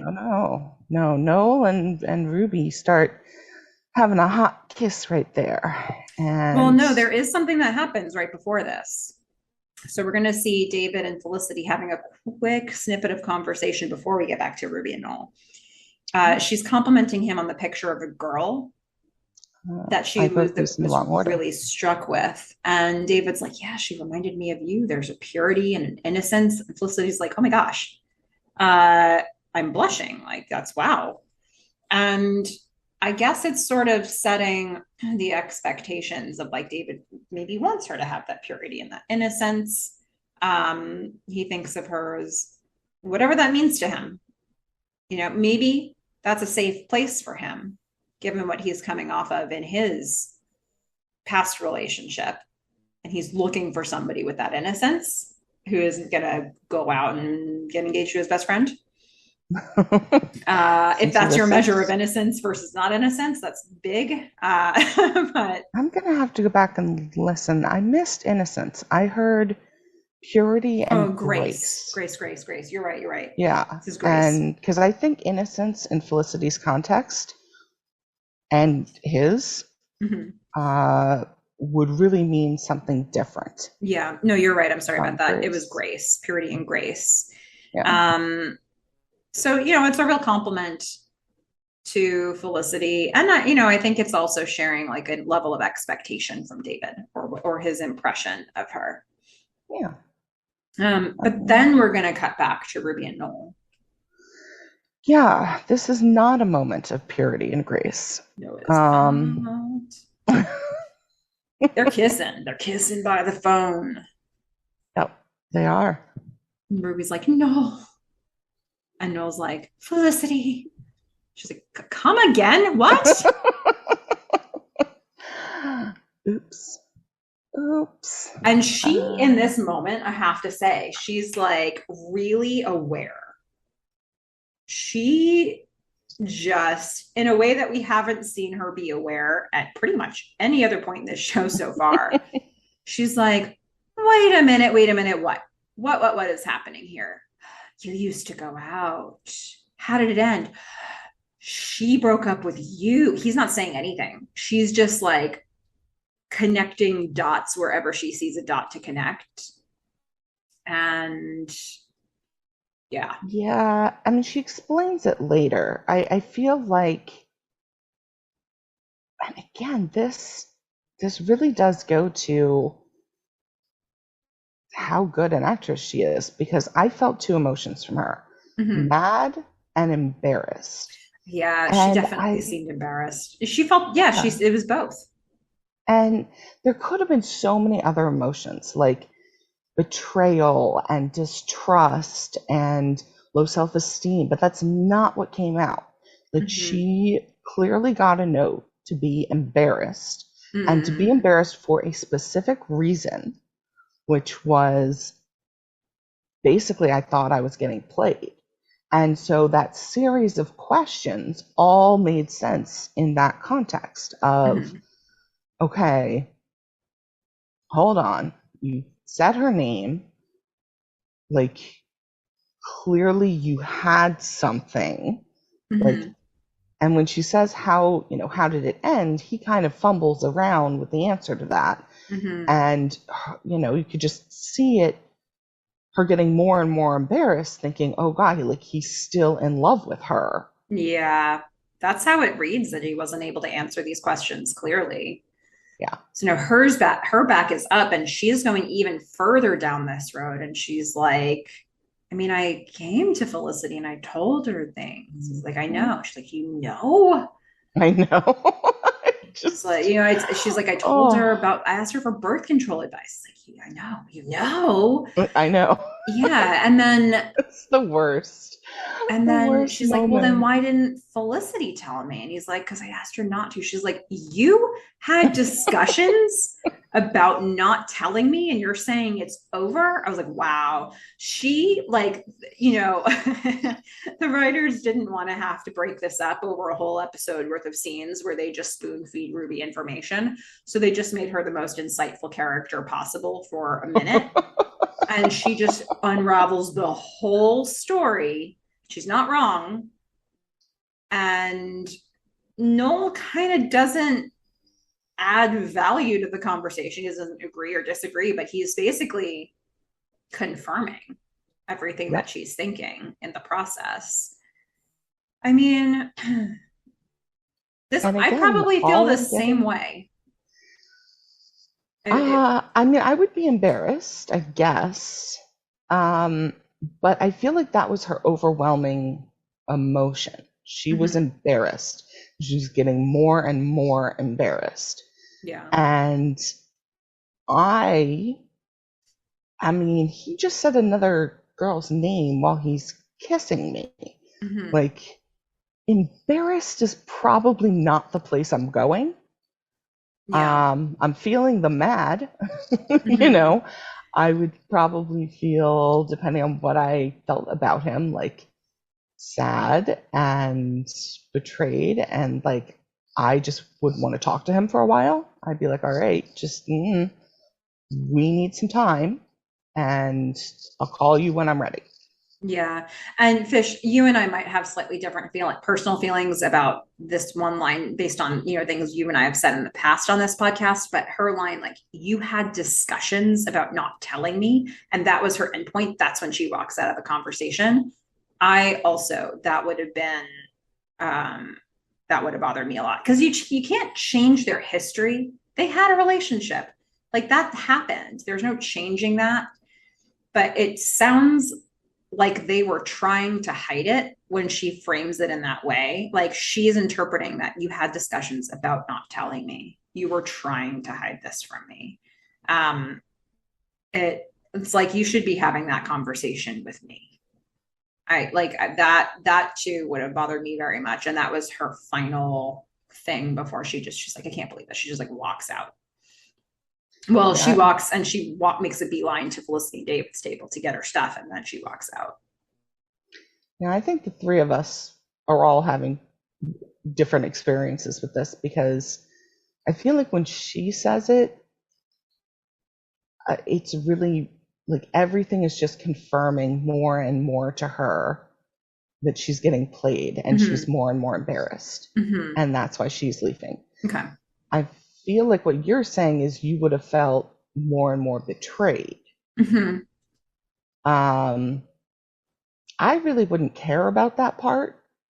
Uh, like if you're having conversations about timing or something like that, or like who's the right person to talk to me, fine. When you say her name while kissing me, Hmm. that's when I'm mad. That's active. Yeah. That's like I get really hurt in that moment, because we're having a moment and you are clearly thinking about another person. Hmm. And let's be So, fair, all of this is cruddy. yeah. Like we're thinking about like what's the worst stuff here. All of it's actually bad. Yeah. We're not Like excusing any part of this. yeah, it's Like, like which part but would have bothered us personally more. yeah, But yeah, there's nothing redeemable about anything Noel's done in this scene. Like, and it he can't wasn't a good. even, she's so quick to connect these dots. He doesn't even really jump in with any sort of explanations about it. And I don't even think he really would know what to say if he tried, Yeah, because he just did this really terrible thing. Like, how do you explain that in a way that is real? Because at the end of the day, she's probably right. He said her name for a reason, whether or not he's unpacked that for himself. Ruby's immediate assumption is like, it's not over for you. It's like, well, maybe it's not. We don't really know from his perspective, but maybe he's not in a position to look at that in an honest way. absolutely. I mean, he's not far off of being really angry with her and hurt by her. You know, it hasn't been that long. So it's Yeah, I mean, all it's probably a big midterms. stew. So Yeah. it's been the summer in about 3 months, so about 6 months. Mm-hmm. So, and he did have that one drunken night with Desperate Beth. Um, Mm-hmm. but other than that, this was, Ruby came in, whether we believe she was the catalyst for, or just at the same time, she came in when Noel and Felicity started being able to even be in the same room. Mm-hmm.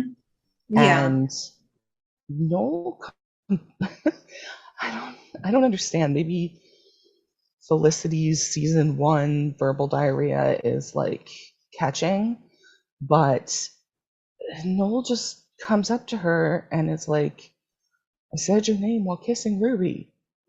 Well, before Um, that happens, Ruby, as she wants to storm out of Epstein Bar, but first she has to get her stuff from the table that Felicity and David are sitting at.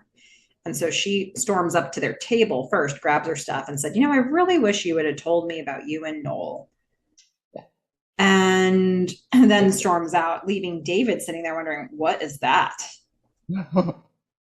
And also Felicity, for that matter. How did this just come up?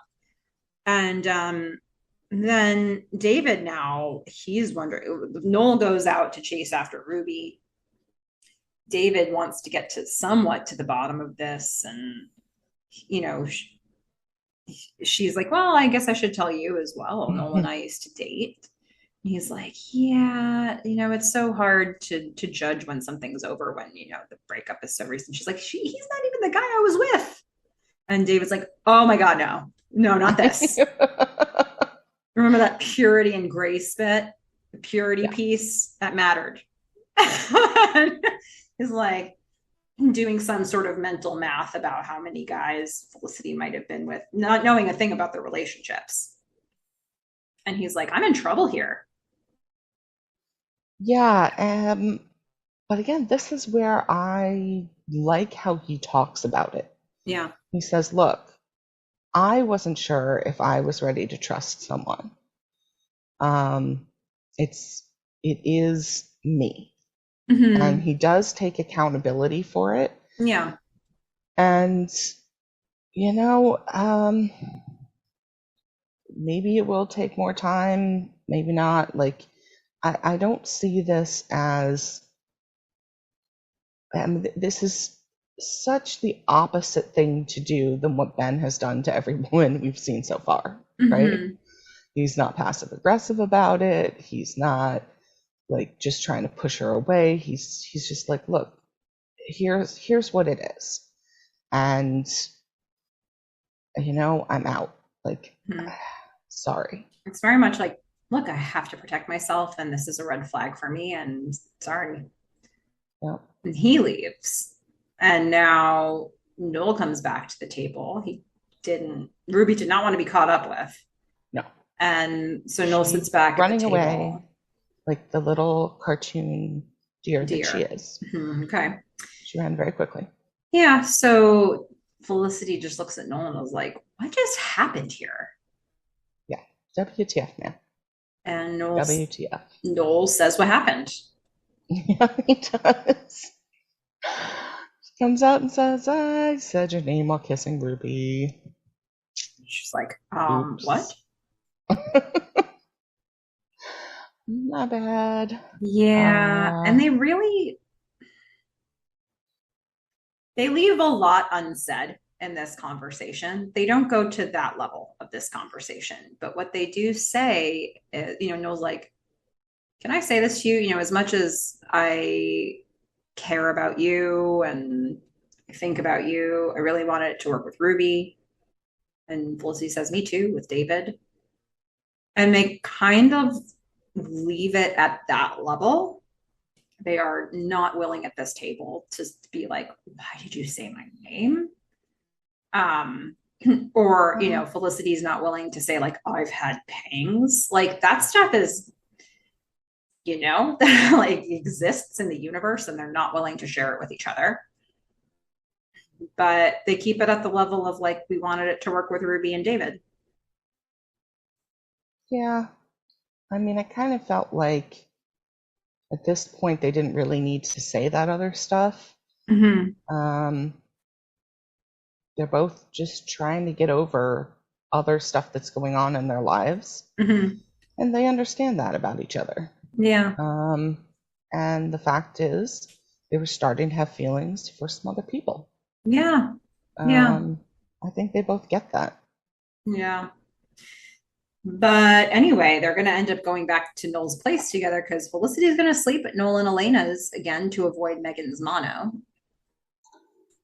But that doesn't seem to Yeah, matter, right? Because Felicity wakes up in the morning, she's sick, and yeah. she's immediately kicked out of their apartment. I mean, we know this is not surprising for Elena, right? Mm-hmm. She's been very clear about her ability to get sick during test taking times. Mm-hmm. Um, but Noel just jumps right on that bandwagon. He's like, I'm with her. Out. Move Yeah. it. Get out of this apartment now. So Felicity tiredly goes back to the dorm. She says she sees Meghan in bed. She says, thanks for the mono. And then Carl pokes his head out from under the sheets. Yep. Gasp. I love Felicity's reaction. What She's is just her like, reaction? she's just like, yes. And she like kind of steps back and puts her hand over her chest. She's like, I can't believe this. And she's like, what is this? And Carl says, does he say we both had mono, so we had sex? Yes. And Megan's like, is that what that was? Just very weakly. Yeah, my favorite thing is that Carl has a black eye in this. And I Mm-hmm. just wonder, did we see him again? Like, was that from him falling over or was that from him having sex with Meghan? It could be either. It could be either. I don't think we need to know which one it is. I like both answers. All right. Yeah. I mean, But either way, poor Carl here has both mono and a black eye, but on the up swing on the upside, he's now had sex with Meghan, which makes him yeah. kind of a rock star. Yeah. Yeah. I mean, is he dating the RA? He goes up a notch? Like, I don't know. Well, I Why don't how the know if tables they're have turned. dating. I don't know that I don't know that they would call that date. Yeah, they Meghan probably certainly would. would not call that dating. I probably wouldn't, but I just want to call back to Megan's line from season one. Yeah, yeah. I feel like Meghan is not going to give Carl a notch. She's going to lower herself. Yeah, that's probably right. Yeah, It's just a like she's going to momentary have blip to while she earn, was ill. yeah, earn that back Yeah. herself. I But does suppose the this? good news though is that Felicity has cleared out of the of Noel's apartment, Yeah, which means that Ruby can now have a conversation with him. yeah. I starting here. Mm-hmm. I don't know what to do with Ruby. Okay. I mean, she comes back. He has said the name of another woman while kissing her, Mm-hmm. um, and talked about it behind her back and all the things that we just Mm-hmm. talked about. And she's like, I like being with you. Don't explain it. Just don't do it again. Mm-hmm. Like, she's being very forgiving. She's being very sweet. She's explaining what was going on with her. And almost, I feel like, not just forgiving, but kind of coming back to him, like, tail between her legs, Yeah, I sort wish of like she wouldn't walking have been off. the one to initiate this. Like she goes to his apartment and yeah, you're right, tail between legs. She's done nothing And wrong. it's so weird that she comes to him and obviously he's all over it. I Mm-hmm. mean, he's like, well, this is great. Like, let me tell you, Hannah and Felicity certainly wouldn't have done this. Mm-hmm. Mm-hmm. Uh, so I'm, she's a different person than me.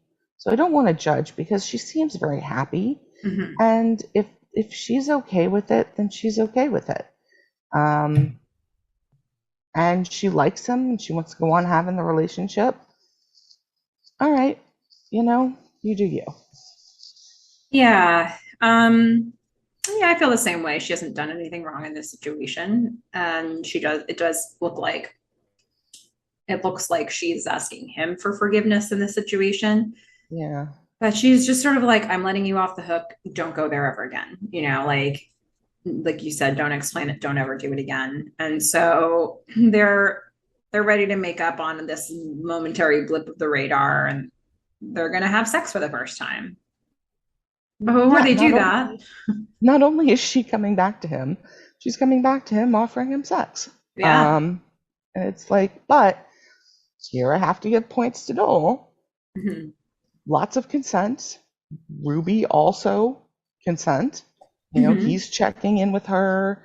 She's checking in with him.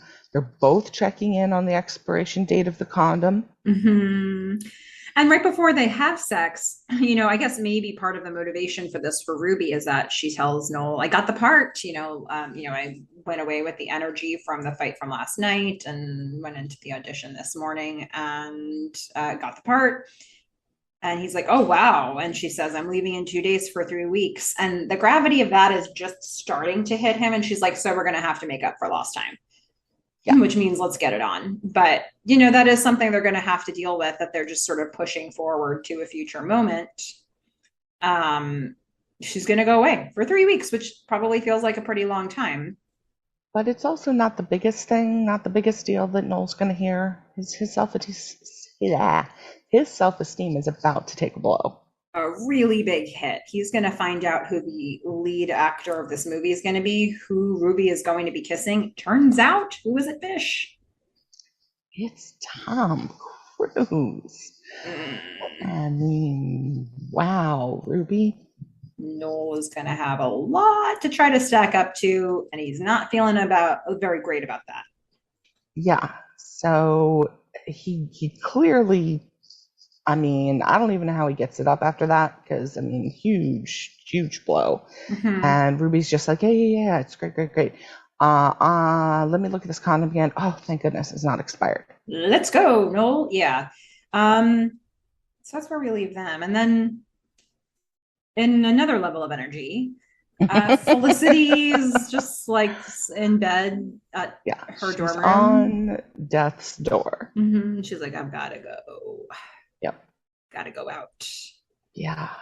She's thinking she wants to go to David's. Meghan is like, too tired to insult you. But Felicity gives it back. She's like, me too. Mm-hmm. So like there could have been an exchange there. Mm-hmm. We're still loving the Felicity that has backbone. Yeah. Yeah. Um, She puts on a mask and she heads somewhere yeah. else I across the mean, city and she goes to see how David. how prescient is this moment Yeah. where she goes up to David's door wearing what we all now know is an N95 mask. Mm-hmm. And at the time, like we knew it was a mask of some sort, but I'm just going to say among listeners that you can just raise your hand wherever you are. How many people were like, truly disturbed and slightly traumatized by the fact she took her mask off? I was just like, no, don't do it. Don't take your mask off. Hmm. Yeah, she she takes the mat. Well, she asks for a chair to sit down, and then she takes her mask off to say her speech, and she puts it back on. Her speech is basically mostly incoherent, but she Yeah. gets out somewhere along the line. I just want to see where us could go. Yeah. That's, I think, the main point. And then she caps it off. She's like, if I weren't pretty sure I had mono right now, I'd kiss you. She And puts the here mask we back on. get my number one most cringiest line of the whole episode. Mm-hmm. It's the last line Mm-hmm. spoken by David. So give me mono. Mm-hmm. And they have their first kiss. Not sexy. Does it make you feel better if you were to find out that Felicity does not actually have mono here? No. Okay. She seems ill. Mm-hmm. I don't I'm not okay with like, you know, making out with sick people. Okay. Fair Like enough. if she has it or if she has something else, no. Okay. Also not okay with David being okay with getting mono. Mm-hmm. I mean, this is Okay. a months long disease. Yeah. And look, we're all coming off of COVID and stuff like that. And, I probably had an issue with it at the time a little bit. But I think it's more like a reaction of the times that I'm just like, keep your mask on. Don't make out with him. Yeah. Stay indoors. Um, Yeah. Well, to be fair, the length of mono is an inherent problem for the show that they introduced it here, and yeah. everybody's going to be fine in the next episode. Yeah, And because Felicity will mono never have takes had quite a mono. long time. Yeah, but everybody's going to be fine. Felicity will find out didn't have mono. Meghan, I guess, did, but is going to be fine Uh, anyway. All's well that ends well. what about Carl? Carl's never okay in any Uh, capacity. I mean, Carl's a hypochondriac and he's either really or fakely sick for pretty much the whole. I mean, think about any interaction we've seen with Carl, or he wasn't talking about some way that he was feeling ill. yeah, but think about any interaction with him where he didn't say something that made you feel like he was not okay. I mean, Well, even just the hair eating. yeah, yeah. So that's it. It's hard to judge him. Really, he's just who he is. This is the guy. But yeah, I mean, that's our episode. That's pretty much it. Ta-da! Yeah.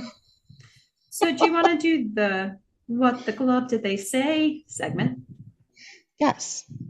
All Okay. right. So, I know you were a we're little gonna nervous about this one because this script had a lot of cut off lines. yeah, there were a lot of short lines, a lot of back and forth. So these are short. Um, and I don't know that they're the best we've ever heard, but you know, some unnecessary censorship is better than no unnecessary censorship. We believe in you, Fish. Thanks. Mm-hmm. Mm-hmm. Wait till after. Okay. Okay. All right. So the first one is when Ruby is trying to decide whether or not she even wants to go for, the audition. Okay. And she says, I thought it would be a good story to say when I'm like a grandma. I could say, I got this close to getting in this huge I Mm. can't talk about. Oh, Yeah, wow. I know. Okay. I'm not even 100% sure what that means. Yeah. That's all right, though. It's fine. Fill Yeah. in your own blanks, listeners. Uh, and the second one is David Mm-hmm. uh, and and Noel, and it's they're trying to get Ruby to tell them who is starring in this movie, and they've had to resort to some different tactics. And David says, Ruby's about to go and get those drinks, and David says, "I'll go with you." All right, I'm gonna try to get it out of her. And Noel says, "Good luck. I've been working on her for hours. Not gonna happen." Gasp. Oh Wow. no. All right, I'm gonna ask, what could David possibly be thinking of doing to get that information? Say it again. What could David possibly have been thinking about doing No, to the get that line. information? Oh, the line. I understood the instruction. Okay. So David says to Ruby, "I'll go with you," and then sort of turns back to the table and says, "All right, I'm going to try to get it out of her." Oh, I'm going to say ride on a Ferris wheel is the first thing that came to my mind, but that doesn't work grammatically, but it's still my answer. I'm going to try to ride on a Ferris wheel it out of her. Yep. Right? Yeah. That makes sense. No, but that's okay. My whole first one made no sense. That's the beauty of this segment. It means what we make it mean. I have to True. say, listeners, the first time we did this segment, because when Fish and I are talking about this, the sound effect isn't there. So Fish just says glub. I was like, yeah, that's all right. That's all right. And then when I heard the edited version, it changed my world. That sound is traumatizing every time you hear it and wonderful at the same time. Yeah, it took me a good, I would say, 2 hours to find the right glove. I listened to a lot of gloves, and this one just had the right kind of Trauma level. length and sort of disgusting Yeah. continuance to it that I felt was needed for the things that I was going to end up saying. I mean, look, I think that was 2 hours well spent. I agree. Honestly, if it had been any other glove, it just might not have worked. I agree. I think the glove Yeah. makes it all. Yeah. Wow. Okay. Well, let's pull in some listener feedback. We've got a little bit here that I wanted to talk about. I have a couple of different thoughts on Ruby. They're not long thoughts, but it really shows like the wide disparity of feeling about this character.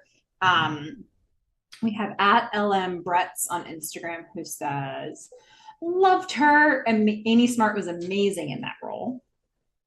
Meanwhile, on the other side of the spectrum, we have one from at panning.motivation who says, I never liked her, to be honest. Seemed just boring and fake to me. We had a third comment on her that I'm going to wait on because it's a little spoilery. But those first two, I think it just goes to show you just there's really such a gap between, I don't know, I feel like people exist on either end of the spectrum with her. And It's interesting because as an actress, they gave Amy Smart kind of a difficult job here because what we've been picking up on is that there's not like a lot under the surface. But then you even mentioned in this episode, Fish, that there are things in this episode that show us that in the hands of another actor, like she actually did it quite well, Hmm. what she was being asked to do. So I think it is challenging to know what to think about Ruby because they give her the sort of naivete, and then they give her these scenes with Noel where she's like basically figures out on her own with no input from Noel the entire story of season one through the first episode of this season. So she's got this emotional awareness and then sometimes doesn't. Yeah, often doesn't. Mm-hmm. Um, yeah, I still don't know what to do with her character Mm-hmm. because I sort of feel like Ruby is a. My feelings about Ruby change moment to moment Mm. because, I have these feelings up front where, it's like as you've said, like a shallow character or maybe a dumb character, like I've said, and there just isn't much there, but maybe she's a serial killer. I don't know. Mm. And then she just seems really nice, and maybe this is just like a nice thing for Noel. And then as you said, she has this like very intuitive moment. And I also said, is she the nice Meghan, where like she can just say things, Mm-hmm. and even though they're rude and insulting, you're kind of like, it's okay because she's nice. But that would be like no emotional intelligence. Mm-hmm. And then I've got this whole, she's kind of coming back to Noel, and but then I don't want to judge her for that. So it's like I have complicated feelings about Ruby. Yeah. But what I think really like clarified for me in this episode was that I really like Amy Smart. Mm-hmm. Yeah. So Yeah. I think the things that she's done with what she was asked to do, she has done very, very well. Yeah. And we've got quite a bit more story in front of us with this character. And they'll give her more. And so it'll be fun. I was excited to bring these comments in because I think this is a good time to take your temperature on Ruby and see kind of where you're feeling about her here before she goes off for her acting job. I mean, it's not the end of the world. It's 3 weeks. Come on, It people. isn't, but I know in college that 3 weeks, 1 week seems like a long time, or it did to me. And so 3 weeks probably feels like forever. It's probably longer than they've been together. So, or at least close. So it's a lot. And also, Noel's going to stay behind seeing all the same people that he always sees. Ruby's going to be exposed to this whole new world where she's going to meet many people, including Tom Cruise. So that's threatening for She's Noel, going to too. be making out with. Yeah. It's scary to think that she's going to be living this other life and coming back. And, who knows? Who knows what that'll look like? So those are some things on Ruby. I wanted to pull in one more comment from the a comment that we received about our conversation about the depths that episode, episode 4 with Julie and Felicity trapped in the subway. And this is going to be from at Aunt Mary 72, who we love so Yay. much. And she's making a comment about the judge, which is a name that we gave him. You gave him, and that's the old man who kind of shuts it down with the "you were never really friends anyway" speech. Mhm. And she says this: I agree and disagree with the judge. When Julie first went after Ben, she and Felicity were not close enough for Felicity to speak up. But she did back away after she overheard Felicity's tirade to Ben, only to start sneaking around behind Felicity's back with Ben later. Remember, this almost derailed Felicity and Noel when he told her what was going on. And Felicity was the devil to consider going with Ben without telling Julie. But there is some symmetry between Julie overhearing Felicity's tirade to Ben in the beginning of the season and overhearing Ben and Felicity at the end of the season. Like the way you get him will be the way you lose him somehow. All of this to say, I do not think that Julie and Felicity had a very strong friendship in the beginning. But despite all that happened with Ben, I think they will always have a strong friendship in retrospect. The friends you make in college, the things you go through tend to make special friendships. I thought this was really one of the things I love about this comment is I hadn't really connected the overhearing of the conversation Felicity and Ben were having at the start of the season when Julie was in Ben's loft with the conversation Felicity and Ben have at the end of the season where Felicity is thinking about going on this road trip and Julie comes down from the stairs. There is a reveal, a very similar feeling that you get to both of those. And I hadn't even thought about connecting the two, but Aunt Mary 72 comes in with the, hey, remember this? They do a lot of symmetry, I think. And I think we've picked up on some of it, but clearly there's a lot more. I mean, there's a lot of callbacks. And those two conversations definitely have similarities. I mean, Julie is on the outs both times, right? And the first one is sort of a, hey, we're not friends yet.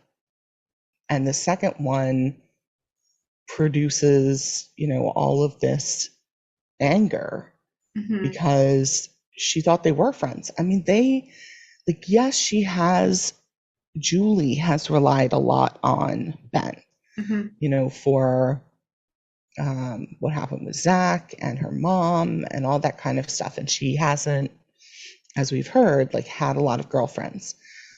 But she also relied on Felicity for some of that stuff.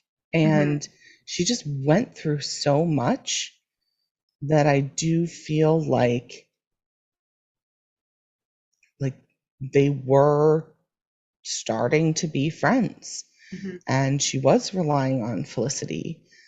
I don't think Felicity ever gave her the impression that she would do something to hurt Julie. And so, I mean, we've had a little bit of a reconciliation. And then she was in the apartment with Elena and Felicity today. But we haven't really seen any deep friendship, emotional conversations or situations yet between them. So I'm going to be interested to see what happens then. We haven't seen that, but I do feel like while we haven't seen it, I think that there was a certain essence or feeling that I got from the scene when Felicity was having a really bad first date with David and she had to make a call and she calls Julie and Julie is like, you have permission to do whatever you want to do. You don't have to stay there. I think that was sort of like a going back to what their friendship used to be. We've seen her make exactly that call before about Noel. So no, we haven't gotten the deep unpacking. I suppose that happened in the subway and we got snippets of that, not the hours that took place, but we got snippets of that. So I don't know that they're ever necessarily going to go really deep into that again. It seems like they've just sort of put them back in. Here we are. This is the status of the relationship now, and we're moving forward from here. Yeah, and I don't mean conversations about what has already happened. I mean conversations about things that are really affect their lives moving forward. Yeah. So, but things on the level of a rape or a mother or things that would are more than just I'm having a bad date. and she's my second call. Mm-hmm. Um, I'm going to be interested to see how they build that up kind of again. And are they able to, like, if Felicity and Ben or Julie and Ben start dating again, are they going to be able to talk to each other about it? Because it seems like this man is going to, like, I don't know, ruin some lives before he's done. He's going to create some emotional pain. Mm-hmm. So, um, I don't know. I'm just wondering whether they will be able to lean on each other. Mm-hmm. I'm just looking through. I feel like we're definitely going to have a moment in episode 16 for sure, and there may be stuff before then, but I think of episode 16 as a pivotal one for Julie. Okay. Just Well, trying to it'll see be if we get interesting. more of this before that, but yeah, yeah, they're on a journey here for sure. Um, okay, So I appreciate that comment from Aunt Mary. Thank you very much. yeah, thank you. It's Uh, always great to hear from you. Thank you to everybody for your comments. So Yeah. fun. I mean, Fish and I have a blast talking about this by ourselves, but it's way more fun when we get feedback from people who are listening. Yeah. Um, We also get a whole bunch of information and other perspectives that we never would have considered or known. there have been a lot of stuff that people who are listening have brought up to us, and like, oh my goodness, yet Yeah. another thing I've never thought about. Yeah. Um, that's been really cool. So, in terms of our own feedback on this, Fish, let's rate this episode. Did you want to go first with it? Sure. Okay. So I don't know. I enjoyed the little snippets that we got of Maggie and Ben. Um, I hope we are going to get more of a payoff in the future. The rest of it with Mono, I don't know. It led to some funny little, moments. Um, and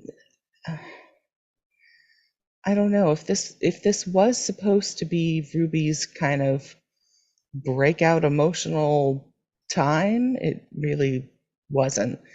And I also don't feel that invested in David.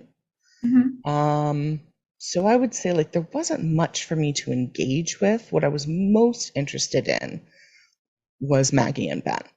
Mm-hmm. And they did not give us much. So I'm going to give it a 5. I mean, it was fine, um, but it didn't really get me excited. Okay. All right.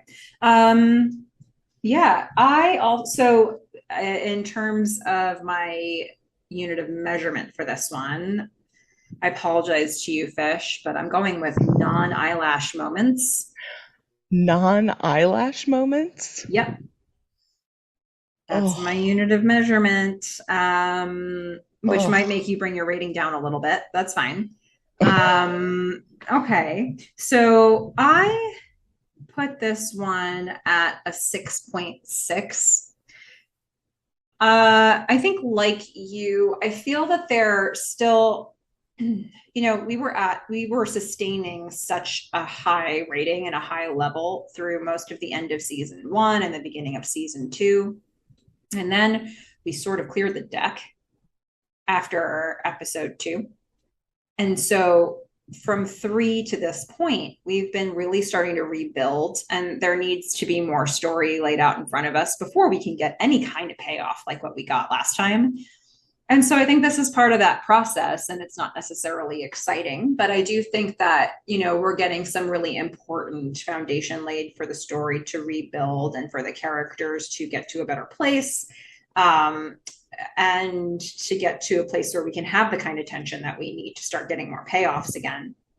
And I also think that some of these new characters that we've brought in are really important people to bring into Felicity and Ben and Noel's lives so they can learn something else.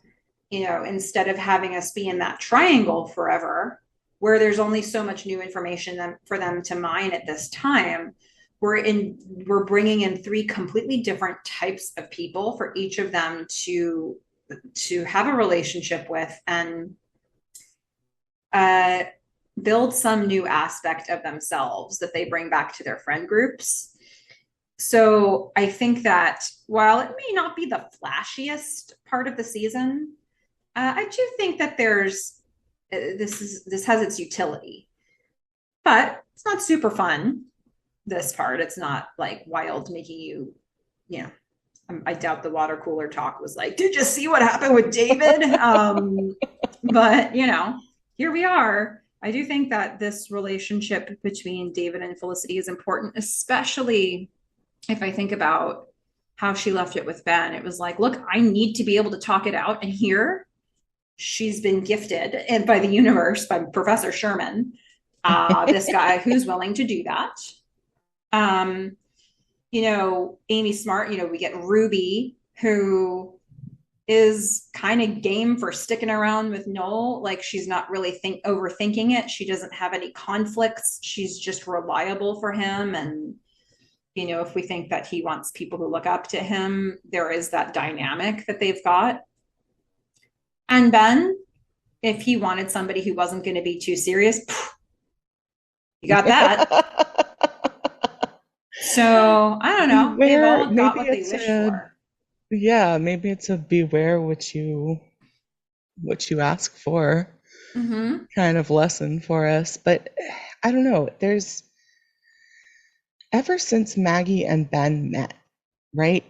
We've been sort of moving towards something, and it's going to continue, I guess, moving forward.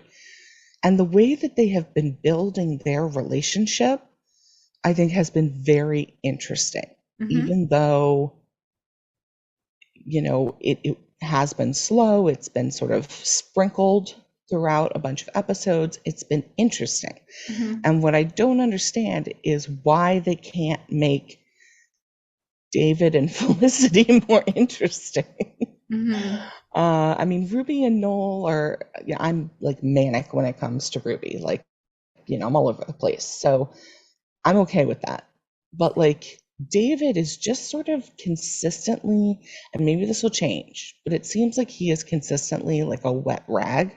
And like every time I see him, I'm just kind of like slightly depressed about life. So I think just wish they'd make that more interesting. I think it's useful that you feel that way. I won't say more than that. I don't know if that's what they were trying to accomplish, but I think it's helpful to where they're going in the show that you do feel that way. All right.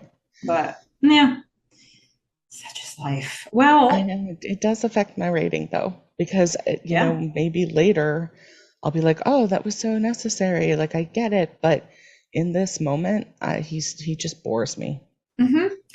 Well, I feel also, like I really like season 2, but a lot of the stuff that I really like about it was like the first 2 episodes, and then maybe about halfway in. There's a character that will be introduced, and I think it starts to really pick up for me around that time. So it'll be interesting to see what your experience is. But I think Felicity did need to have this relationship at this time.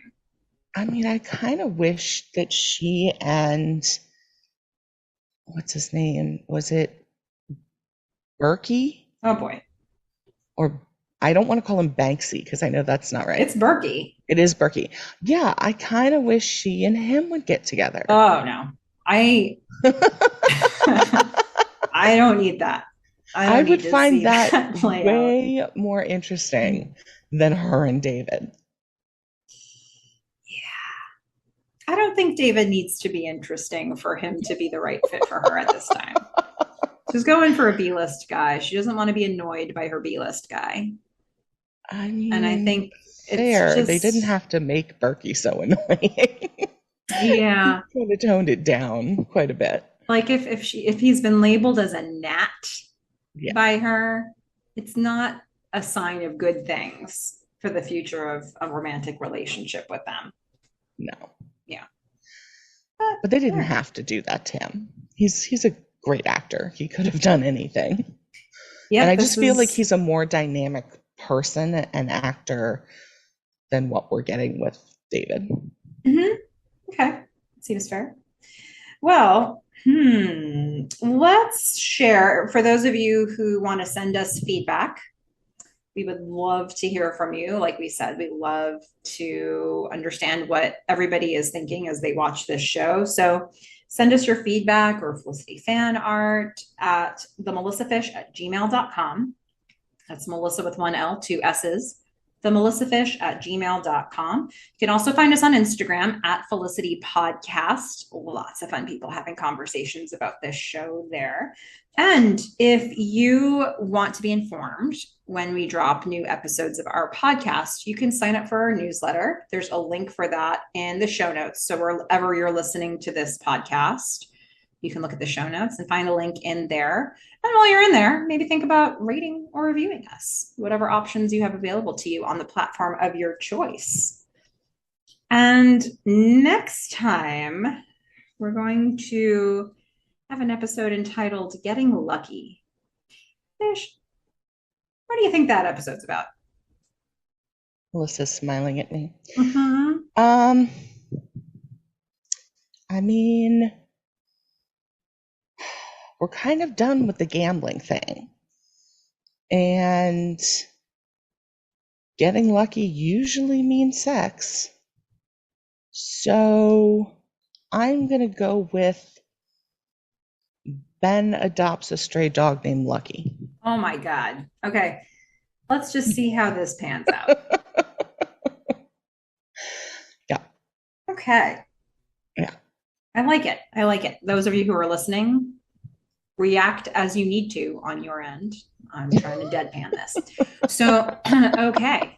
Well, that's perhaps what we're bracing ourselves for in episode 7. And in the meantime, is there anything else that you wanted to cover in episode 6 that we missed? Nope, I don't think so. All right. Well, until next time, fish, don't hook up with Ben while I'm gone. I'm a fish. Bye. Bye, everyone.